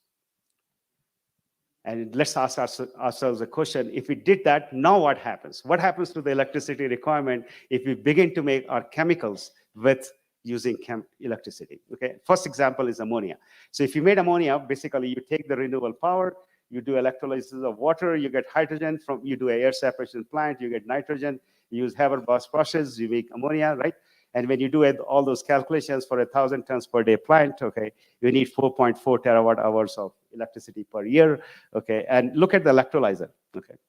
0.5 kilometer by 1/4 kilometer, big size area needed just for 1,000 tons per day ammonia plant, okay? And the electrolyzer cost is roughly $500 million, okay? And look at the electricity demand. So if you took this electricity demand for 1,000 tons per day and asked 236 million tons per year is ammonia produced globally, and if you took that into account, the amount of electricity is roughly 3,000 terawatt hour, and that's roughly 1/10 or 1/9 of the total global electricity production. Yeah, okay, 1/9 of the total electricity production would be needed to supply all the ammonia we need so that we can have food on the table. Yeah, interesting thought, isn't it? Okay. And if we started making ethylene, propylene, and many other chemicals, methanol, all using electricity, I will leave to your thought what would be the impact of such an enterprise. Yeah, okay. A lot of problems to work on. Okay, and I really envy the young generation. You know, this is an exciting time to be a chemical engineer. When I became chemical engineer back in 1980s, it was boring. It has been boring for the last 30 years. Okay, for me, those 30 years were very boring. Okay, okay, and now is the time when it is totally changing its on its head. Okay, all right, okay. And there are many ways, okay? The electrochemical methods of hydrogen process synthesis, I'm going to leave all that for you. I'm a separation person, so I will just show you one example. Distillation is driven by fossil fuel combustion. That was my talk yesterday. I just kept one slide just to demonstrate. You will use heat pump for electricity, and here is electricity requirement versus reboiler. I'm not going to talk much, but the bottom line is you will use electricity, you will use membranes, you will use pressure swing adsorptions, you will use, you know, it's electricity-driven separations. You will look for all separations, you will try to change them, and so forth and so forth. Okay, so we talked about how much electricity we need. I hope I convinced you it is a large quantity, okay?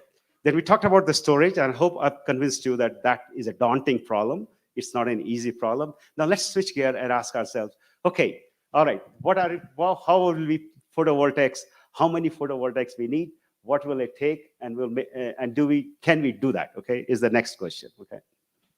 So again, I'm going to take a US as a case. By the way, I'm very sorry I'm in Colombia and I'm using US case studies and I don't have a Colombian case studies. The only reason is because the funding agency is the one who gives the money. So we have to answer them, right? So we have to do the calculations for them, okay? And that's the only reason. And the graduate students who did, they've already graduated. So I can't go back to them and say, can you please do the calculation for Colombia? Okay, so I'm sorry, very sorry. So that you have to bear with me for these things, okay? So, okay, so how do we look at what amount of land would we need? Okay, so that was the question. Now we know a large amount of electricity. So how much land would we need if we use photovoltaics to supply that electricity? Okay, so let's ask that question. So what is on this, what we are showing here is power per unit land area. Okay, how much watt per meter square a photovoltaic produces, and what is given on the x-axis is the how much sunlight is falling on a 24-hour basis. Not when it falls, it is like 1,000 watts per meter square. But since we use electricity day and night, okay, so what it is based on the 24-hour basis. And what you find very quickly is that, for example, countries such as Spain, okay, most of the photovoltaics produces power between 5 and 10 watts per meter square of the land area. So per meter square of the land area, this is the power you produce on a 24-hour basis, okay? And what you find is some of the other countries like UK, which is mostly cloudy, rainy, and located the wrong location on the planet Earth, okay, has only like 5 watts per meter square, okay? All right, and so basically what it means is photovoltaic is not socialism, okay? It is partial. Some countries have more and some countries have less, okay? But more or less everyone has it, okay? And what you find is, but there's a big distribution, okay? Depending on the country, what you find is somewhere between 5 and 10 watts per meter square. And so every solar farm is below 11.4 watts per meter square as of today, okay? I'm sure it will change with time as Juan comes up with better and better solar cells, Juan Elban, that is, okay? So we are waiting for that right now, okay? But in absence of that, this is what it looks like. We have solar farm, US average is 7.5 watts, and solar farms in Northern Europe are about 5 watts per meter square. Okay, so how do we use these numbers? Okay, so if you look, for example, if you look at Germany or UK, which is 5 watts per meter square, what you can do is a very quick calculation. You know how much energy they consume in a year, right? You know the land area of that country, okay? And then you can calculate how many watts per meter square they're consuming on an average, right? And then you can compare that with the power which the solar can produce. So what you find is solar farms in these two countries are roughly 5 watts per meter square. And if you met all their needs with this thing, and then if the energy they're consuming per unit land area is 1.25 watts per meter square, which they're supplying by fossil fuel right now, right? So what that means is if they went to solar, 25% of the country has to be covered by photovoltaics, okay? That's not going to happen, okay? That's not going to happen, okay? And so it is another challenge, okay? Something to keep in mind, okay? How about the country which gives you money to do research, right? Okay, so if you look at the United States, okay, that number is 0.43 watts per meter square. It's a bigger country, right? It is a much bigger country. So it is 0.43 watts per meter square. And so the 4 to 6% of the country is needed for the solar, okay, for the solar farms. Is 4 to 6% big number or a small number? Let's go ahead, check it, okay? Do we have that much land area, okay, is the next question. So I got one of my students and I asked her, okay, all right, what you need to do is you need to tell me, okay, if you met all our needs with solar energy, okay, how much electricity we would need in US, okay? And by mean all our needs means everything from transportation to making every chemical we make, okay, heating the houses, you know, powering the Walmart, okay, everything. And so what she did was, her results are, so this is the current, right? We use these fossils, and now we are going to use solar energy, okay? So how does it look, okay? So what she did was, and I will give you an example here, she matched, she matched all the needs from this side to this side, and this is where everything will match, okay? And how did she match? Okay, I will give you one example, okay? So for example, what she did was, she said, okay, we drive cars. Okay, cars drive certain distances and they are run on gasoline. So you know gasoline, you know the engine efficiency of an average car. Then you know how much energy is used by the cars we drive. And now we are going to use PV electricity. We are going to use electric cars. And those electric cars, this is the transmission loss, battery storage and use 75%. And then you match both the numbers, right? So when you match both the numbers, the one which is for fossil and the one which is with electricity. So you know how much electricity will be needed for the transportation, for the car. And she kept doing this for all the things, like for example, chemical production. Okay, carbon comes from biomass, then comes the hydrogen, comes the electricity, and then feedstock, and then all the chemicals are produced using electricity. Okay, so she did all those calculations, and what you find is the total power demand is 1,665 gigawatts. Okay, so everything is now based on renewable, okay, electricity, okay, no fossils, okay. And again, 1,665 gigawatts, how big is that number? So you will notice one thing, I'm very used to relating numbers so that I'm an engineer, right? So I want to know any number of how big or how small it is. For me, it is very important, okay? I have to have a physical feel, because when I see something like 1,665 gigawatts, I sit there and I wonder, what is that number, right? So basically what you find is estimated renewable electricity is in terawatt hour. Now we know that because we have seen that, right? We are talking about 4,000 to 1,800 terawatts, right? We are talking a very small number. Look what is happening now. It is 14,600 terawatt hour if we were to really translate everything into electrically driven, okay? And I mean everything, okay? And so US electricity generation, as you saw, was only 4,000 terawatt. So if US suddenly woke up and said, in 50 years, everything is going to be electricity-based. Chemical production, transportation, heating, and everything. We will need 3.4 times higher electricity, yeah, okay, than what is produced today, okay. It is, so people who talk about sustainability and make it look very simple, okay, I just want to convey you, okay, it is anything but simple, huh? Okay. And however, it is very exciting, okay, I have to tell you that, okay. When I see this, I jump out of my chair, boy, more things to do, okay. It will keep me busy in my life, let's put it this way, okay, in a nutshell, okay. All right, coming back to the question, does that 4 to 6% of the area, do we really have it? That's why we are doing these calculations, right? So if you look at the US land distribution, like, you know, the urban land is roughly 3.2%, miscellaneous land area like desert, marshes, and something is 3.6. But you see what you find? Almost every area which is available is an agricultural land area, yeah, okay, all right. And then, of course, there are national state parks, okay, and then the forest, right, big forests, so. And if you're like me, okay, if I'm given a choice, can I use agricultural land to produce electricity? What would be my reaction? Absolutely not. Give me my food first. I care about the energy later. Right? So agricultural land is off. And same thing about when I go to Grand Canyon to see beautiful state park. You want to put a PV there? Are you crazy? Like, you know, so it's not going to happen. Yep. All right. Yellowstone National Park, beautiful place, Rocky Mountains, yep. Photovoltaics, windmills. Get out of here. Yep. Okay. So what does that mean? The land which is available really is here. Okay.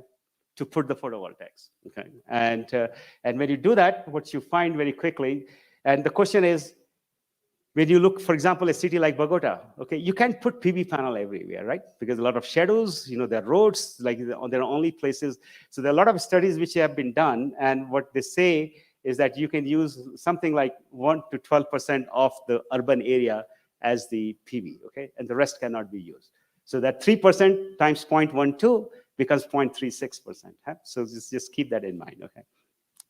So what she did was she did the calculation with the 5% of the urban land area and 50% of the miscellaneous land area can be used for photovoltaic.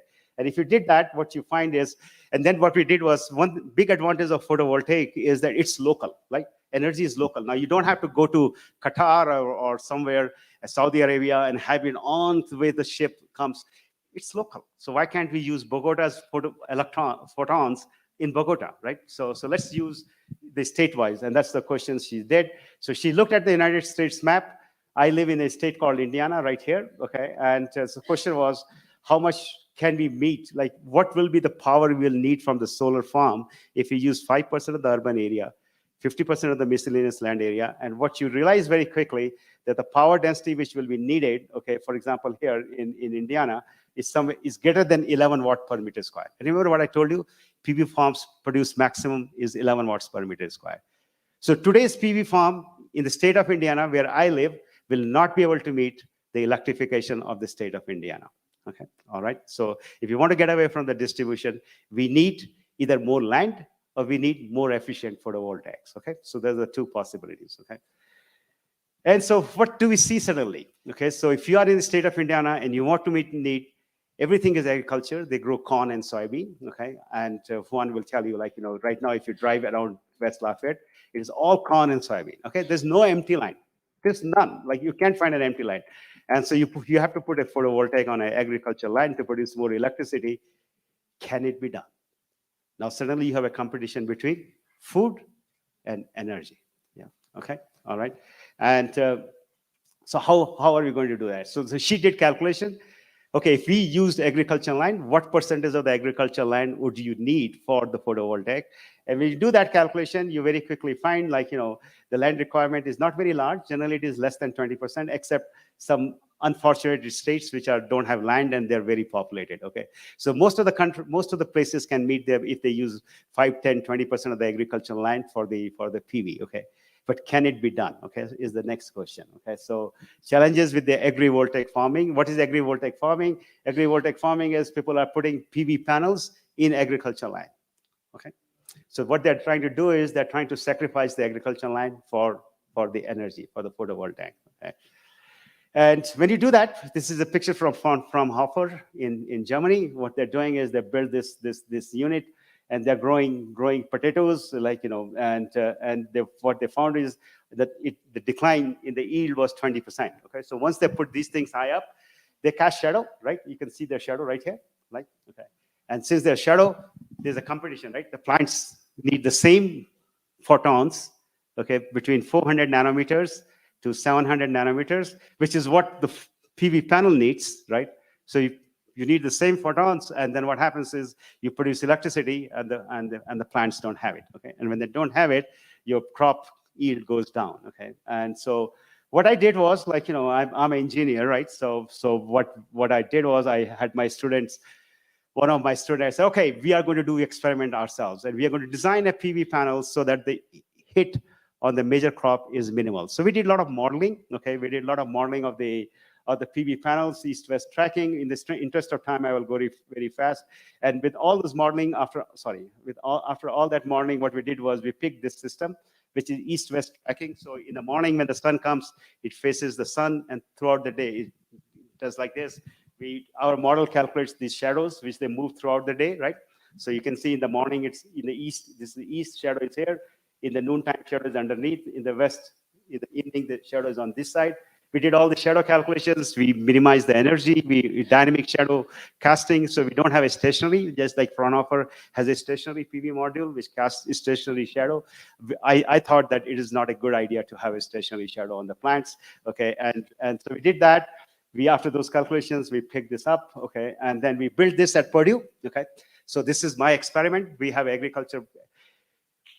big agriculture university. Okay, so I went to my agriculture colleagues. We formed a team. We built this thing, and this is our agriculture facility. As you can see, there's a combined harvester which is moving, which cultivates the land. We can grow the corn and we can grow the soybean. Okay, and I'm very proud of this work, by the way. This took a lot of work from a chemical engineer to go and jump and perform all these things. And here is corn growing under our field, and you can see it is facing east early morning. Okay, and here's the corn which is ready for harvesting. Okay, and we collected data. We have a sensor drone which moves up, collects all the intensities, light intensities throughout the day. We can do the cameras, and we can do all our modeling, and we can check. You can see even here, you can see the shadows, right? You can see the shadows, and we can do all those things, and the plant rows. Here's a student, by the way. We collected data on 1,872 plants. Students went out every week, measure the height, measure the leaves, measure the temperatures, measure the things. At the end of the season, they collected the corn. You can see collecting corn in the bag. Every corn had a number. Okay, we collected all that. I went back. Okay, we collected all that. We collected the radiation data. We collected moisture. Students are, students, you see each corn is bagged, 1,872 plants, taking it all out. Okay, and then collecting on a Pioneer, we collected all the data on yield, kernels, how big the ear is, how many kernels it has, how big the kernels are. We did all those things. Okay, and the time is up. Okay, I'm going to go fast. Okay, so when you look at all the yield, what you find quickly is that the yield does decrease, right? From 11,000, there's an 8% decline in the yield. Okay, so the yield does, because you are paying a penalty because of the shadow. Okay, did all the shadow modeling just for the modelers. I'm going to skip it. So what we did was we developed the plant model, we developed the solar shadow model, we developed the power generation model. We combined all the three models together. We do this total simulation, and just to let you know that it does work, so our model data and the real data in kilogram per hectare is pretty close. Okay, it's a pretty good agreement. Same thing in the PV farm and so forth. So it's pretty exciting for us. Okay, so now we have a model which is validated with real life data. Okay, for the plant model, the PV model, the shadow model, and now we can ask real process engineering question.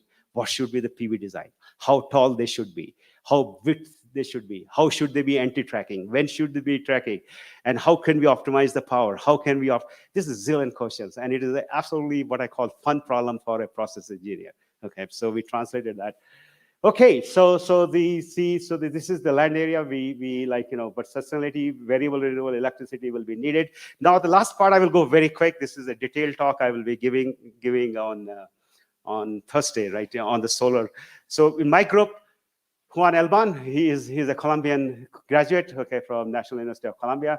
He and Daniel and Allison, all these three individuals, they have worked in my lab, okay, and they're contributing towards the solar. So when I came to Purdue, this is the research I've been doing for 19 years now, and this is major part of my research, and this is the smallest part of my talk.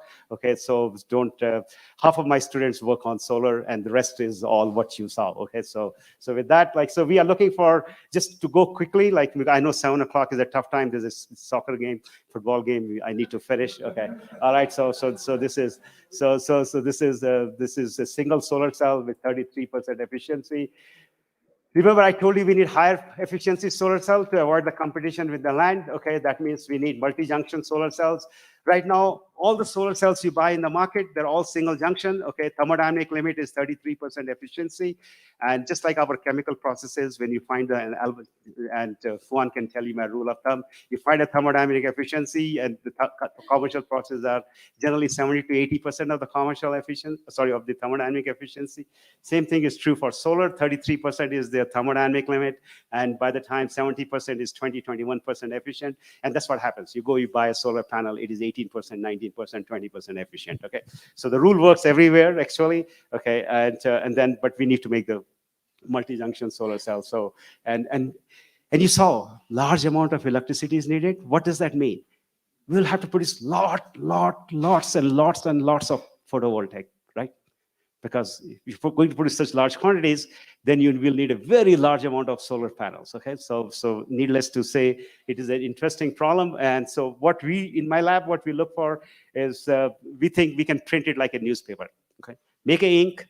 Okay, what you see here, make a ink. Okay, print it, do various treatments, do various depositions, and by the time comes the solar cell. So it's like a roll to roll, you come and you go. So what we are focused on right now is making inks and making this process work, okay? And with that, so the two items which we are focused on right now are copper, indium, gallium diselenide. These are semiconducting materials, barium, zirconium, trisulfide. As you can see, both are sulfur sulfides or selenides, they're chalcogenides actually. And so quick, just so we can make nanoparticles in my lab, okay? And we can make we can take pure metals, coppers, indiums, galliums, we can dissolve it in different solvents, we can make nanoparticle films, then we can selenize it, treat it, make micron-sized grains, and in the lab, the highest efficiency solar cell we have prepared so far is of copper, indium, gallium diselenide. It is 15% efficient, but 15% is no good. As you saw that, we need at least 21% efficient. So I'm looking at one. I promised him that if he does it tomorrow, he will get his PhD tomorrow. He doesn't have to wait for 3 years. So we have a deal, actually. We have a deal with him. So that's the challenge here. Okay, and so basically in my lab, what we do, a lot of chemistry, a lot of physics, a lot of material science. It is absolutely different than what you heard earlier, like process systems versus this. There's a big divide between the two. Okay, and here we are focused on chemistry. We found some very neat new chemistry. Okay, and I'm very excited about that because even chemists struggle to come up with this kind of chemistry. And my graduate students who have been very smart have gone to lab and they have developed these chemistries. I'm very proud of them, by the way. Okay, so one student developed this amine and thiol chemistry. He could dissolve any copper, indium, gallium, and copper sulfides. And when he told me the results initially, I was very surprised, but hey, it works, okay?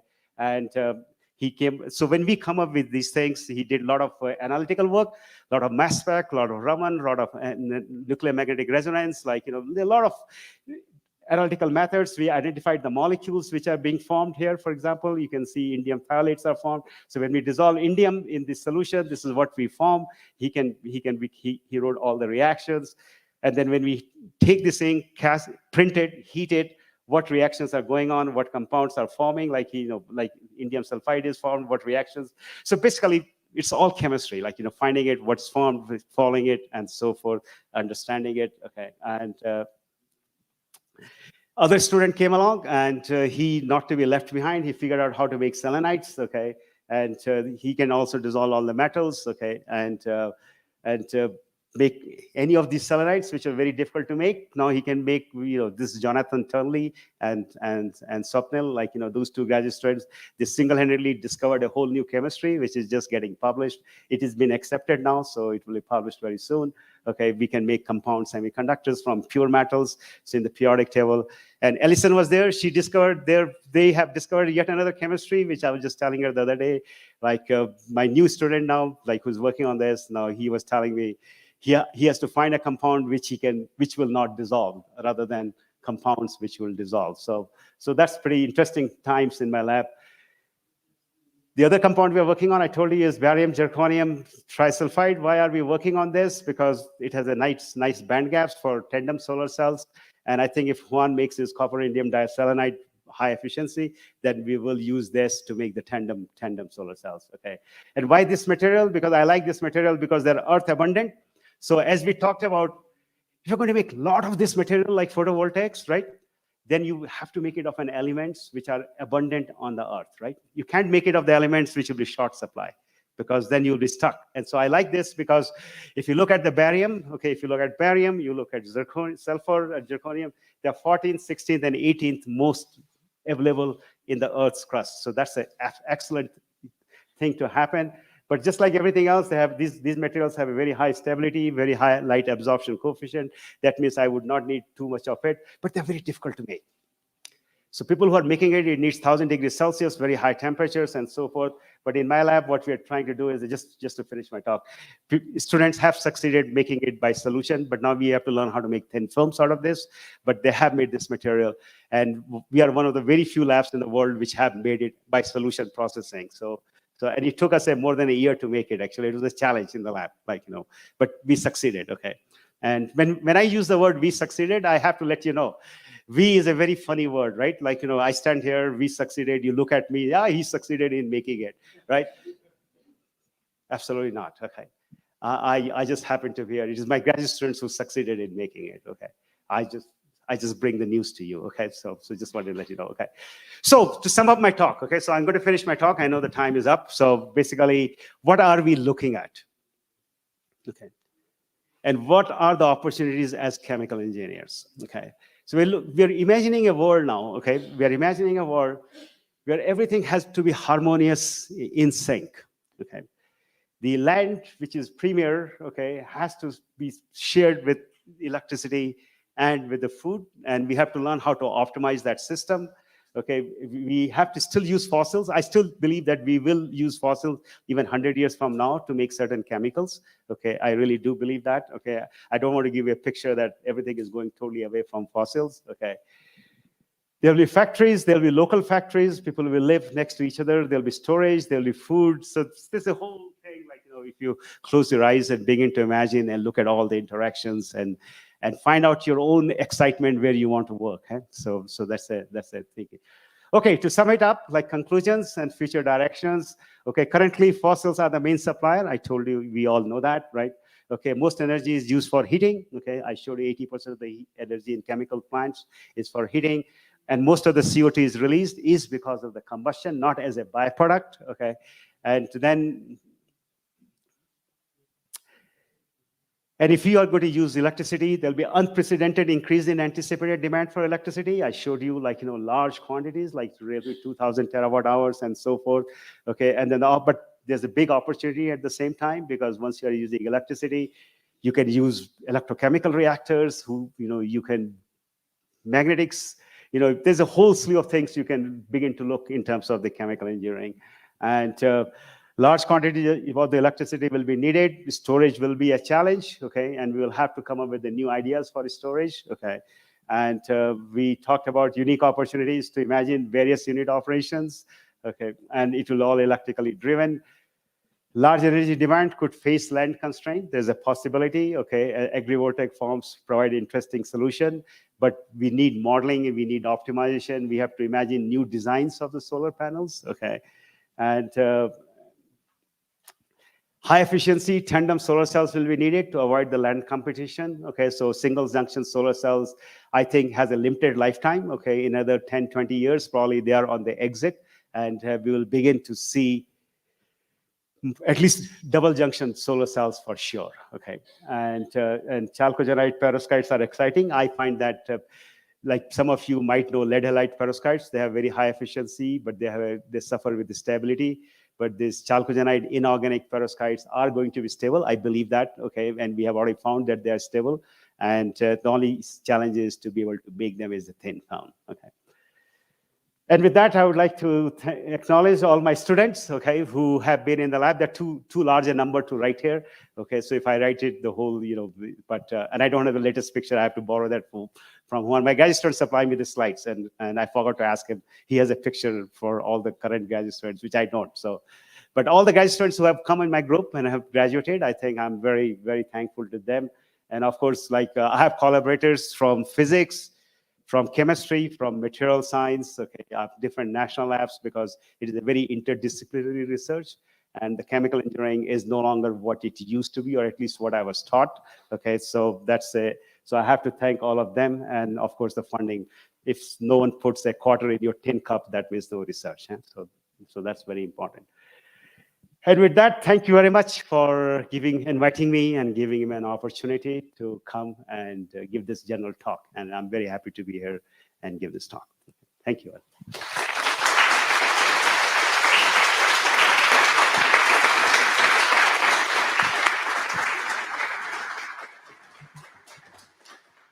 Are there any questions? Please, questions.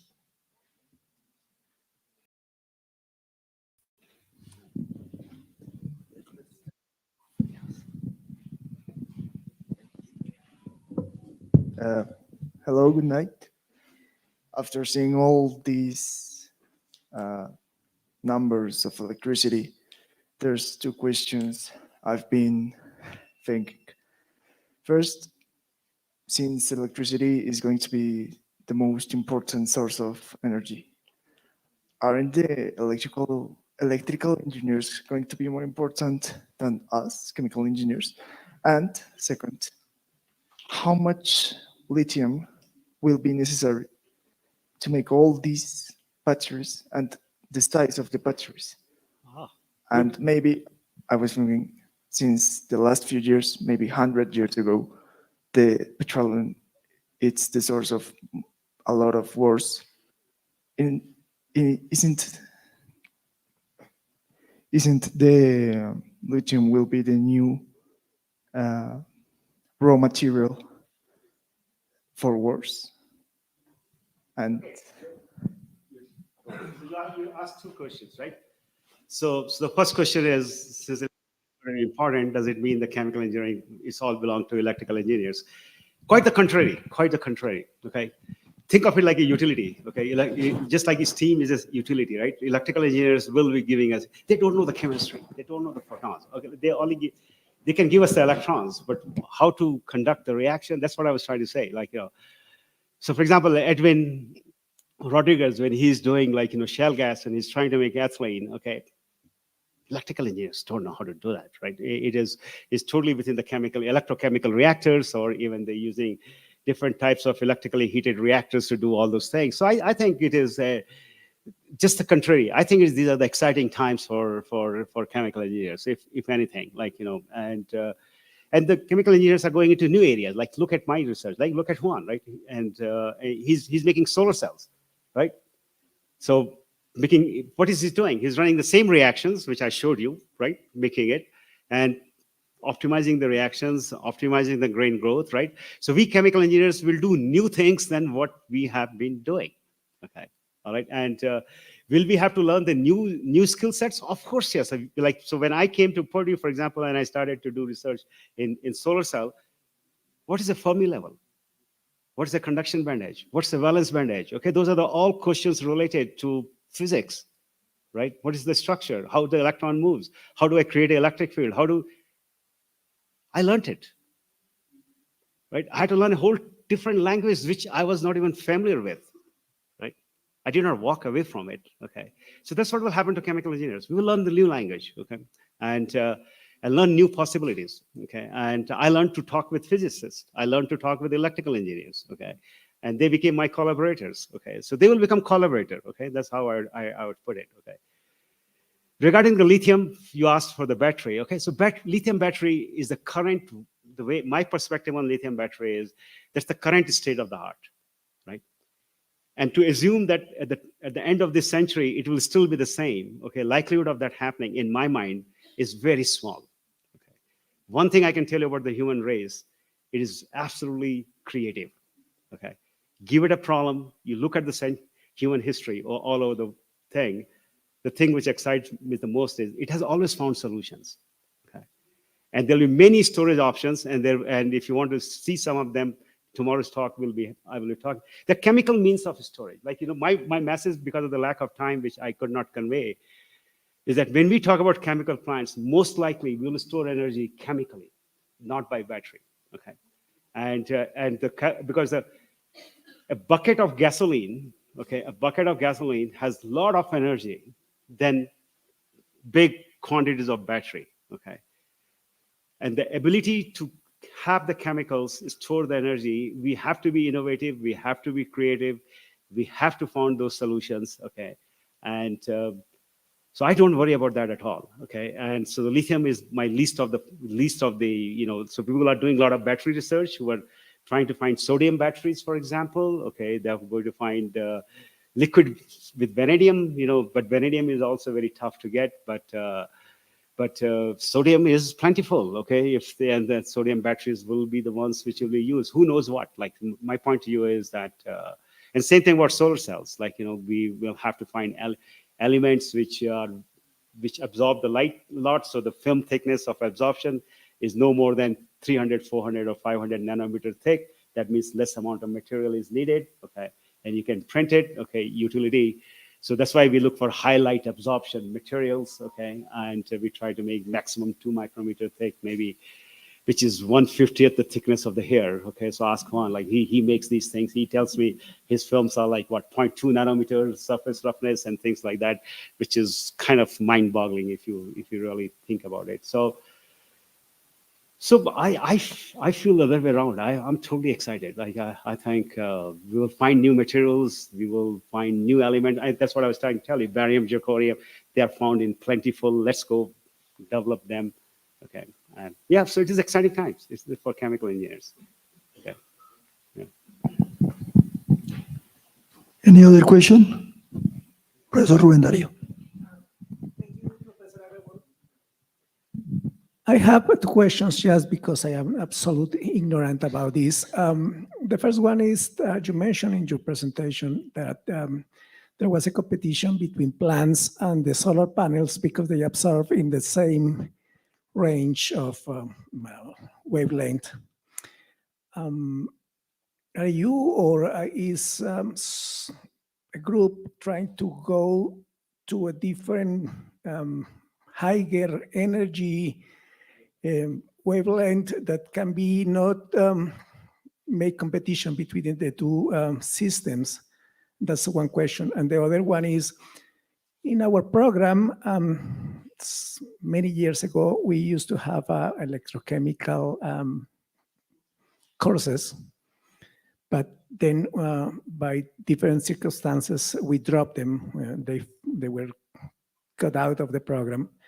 Would you advise us to include them again to start looking at those electrochemical reactions that you mentioned in your presentations?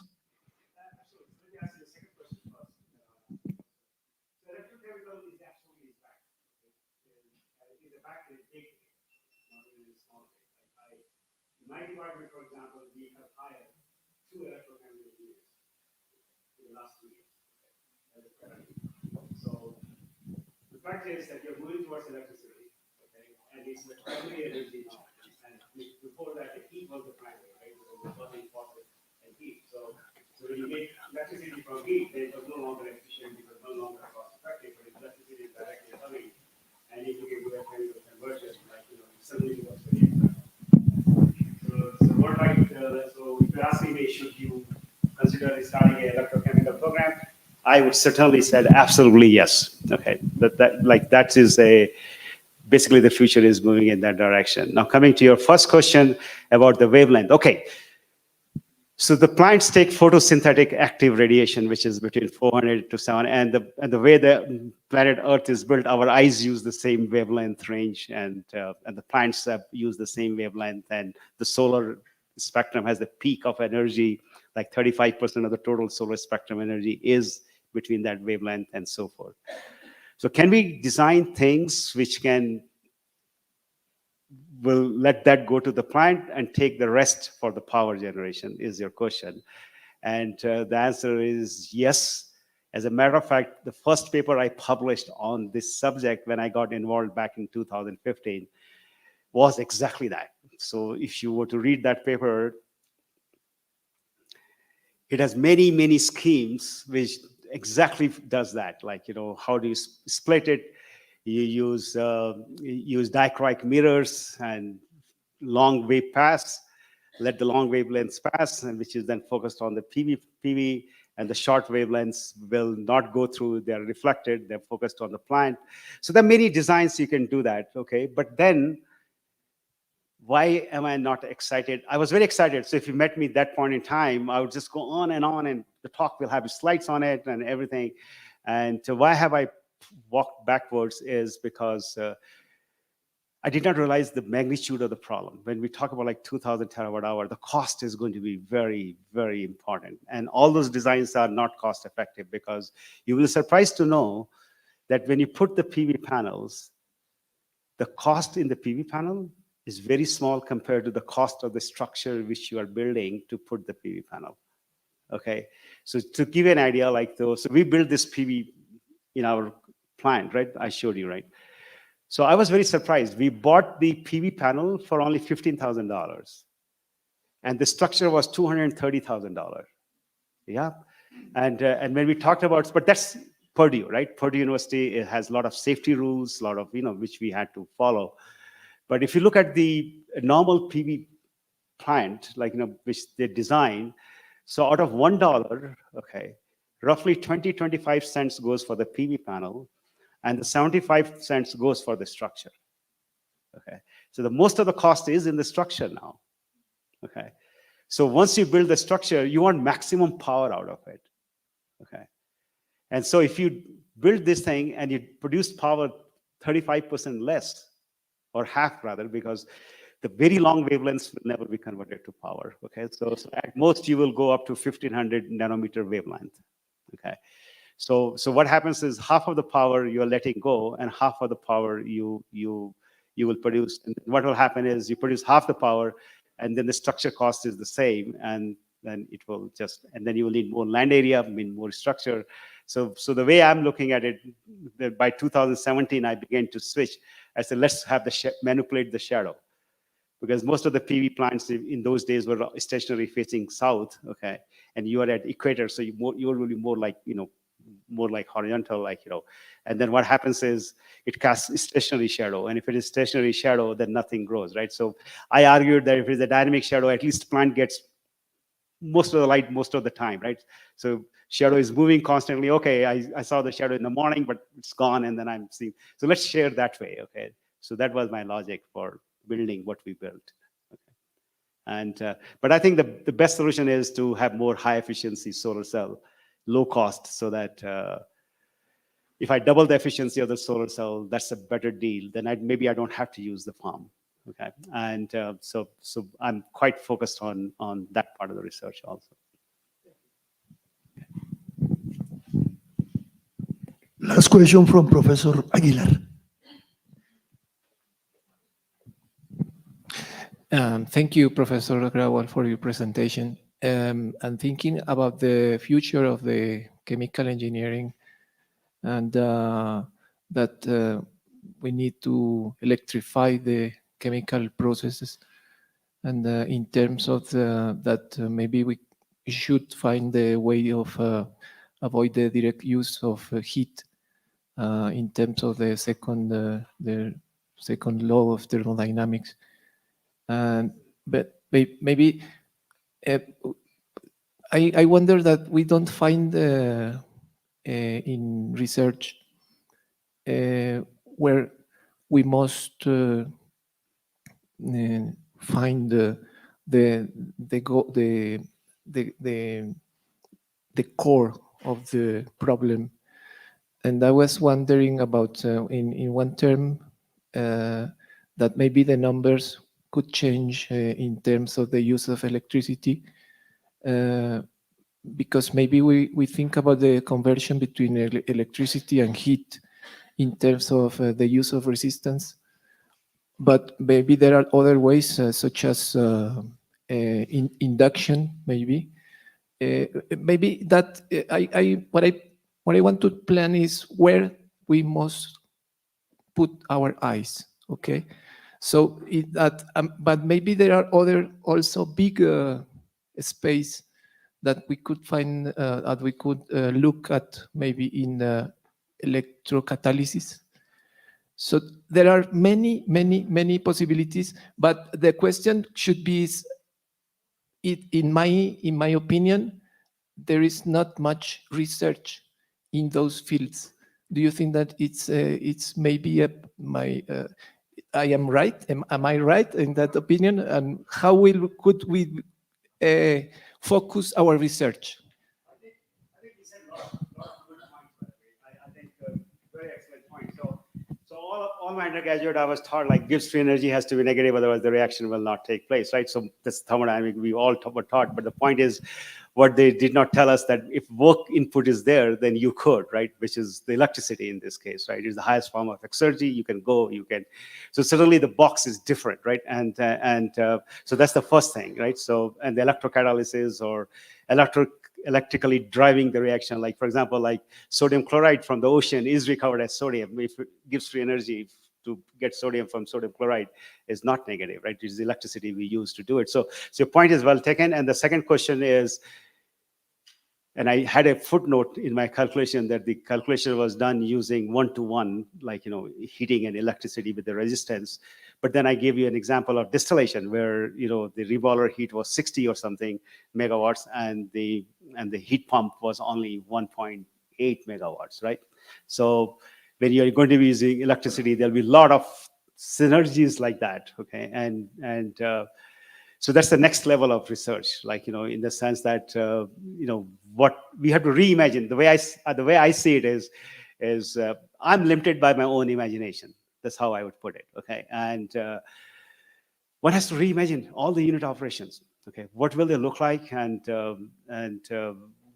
how would you produce certain chemicals, like, the way you did in the past versus now, okay? And how will the thermodynamics determine now, right? And so like photovoltaics, I'm talking, but you could be producing hydrogen while producing electricity at the same time. Maybe the longer wavelength photons could be used for that, and shorter ones can be used for this, right? So there are many, many possibilities, okay? And that's what makes it exciting.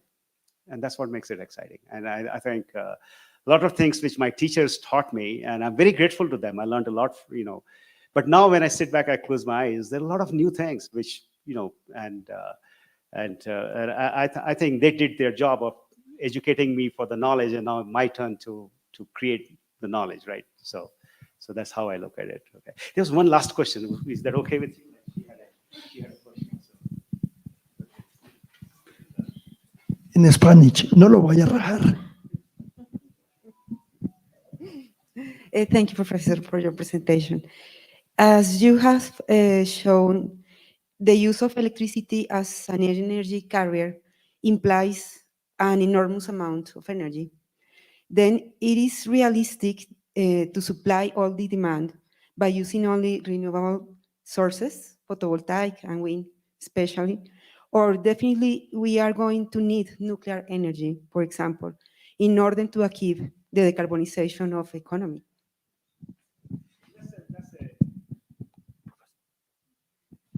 That's a very good question, actually, and I have often thought about that. So I think first thing is, it also tells us fossils can hold a lot of energy, right? Like, it's a very dense form of energy, and that's how the human. By the way, the laws of thermodynamics came because of the coal and steam engine. Otherwise, Carnot would have never come up with his cycle. So the fossils are really great. Okay, so I'm a big friend of fossils, and same thing with the nuclear. I have nothing against the nuclear at all, except one thing. Okay, and that's why I don't worry in my calculations with nuclear. Nuclear is still have and have nots. Okay, like certain nations have it, and some nations will never have it. Okay, because rightfully so, the human race is concerned about falling it in wrong hands, right? And if it falls in the wrong hands, we as a human race could be wiped out. Okay, and so as a human being, I'm very cognizant of the fact that whatever research I do, okay, hopefully it has no boundaries, And to me, nuclear is but you're absolutely right. Like, nuclear has a lot of advantages around the clock. It produces the electricity, okay, and now there are smaller nuclear reactors they're building in the United States, okay, which are quite safe, okay, and hopefully their cost would be low, okay, but that's what keeps me away. Like, byproducts from the nuclear reactors are also not that safe, okay, and but other than that, I have really personally nothing against the nuclear reactors. So, okay, that's it. Thank you. Many thanks to Professor. Aplauso, por favor.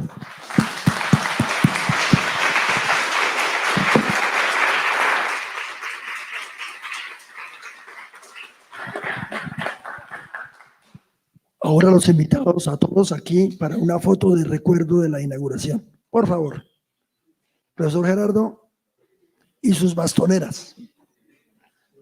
Todos invitados, por favor, a una linda foto de 75 años.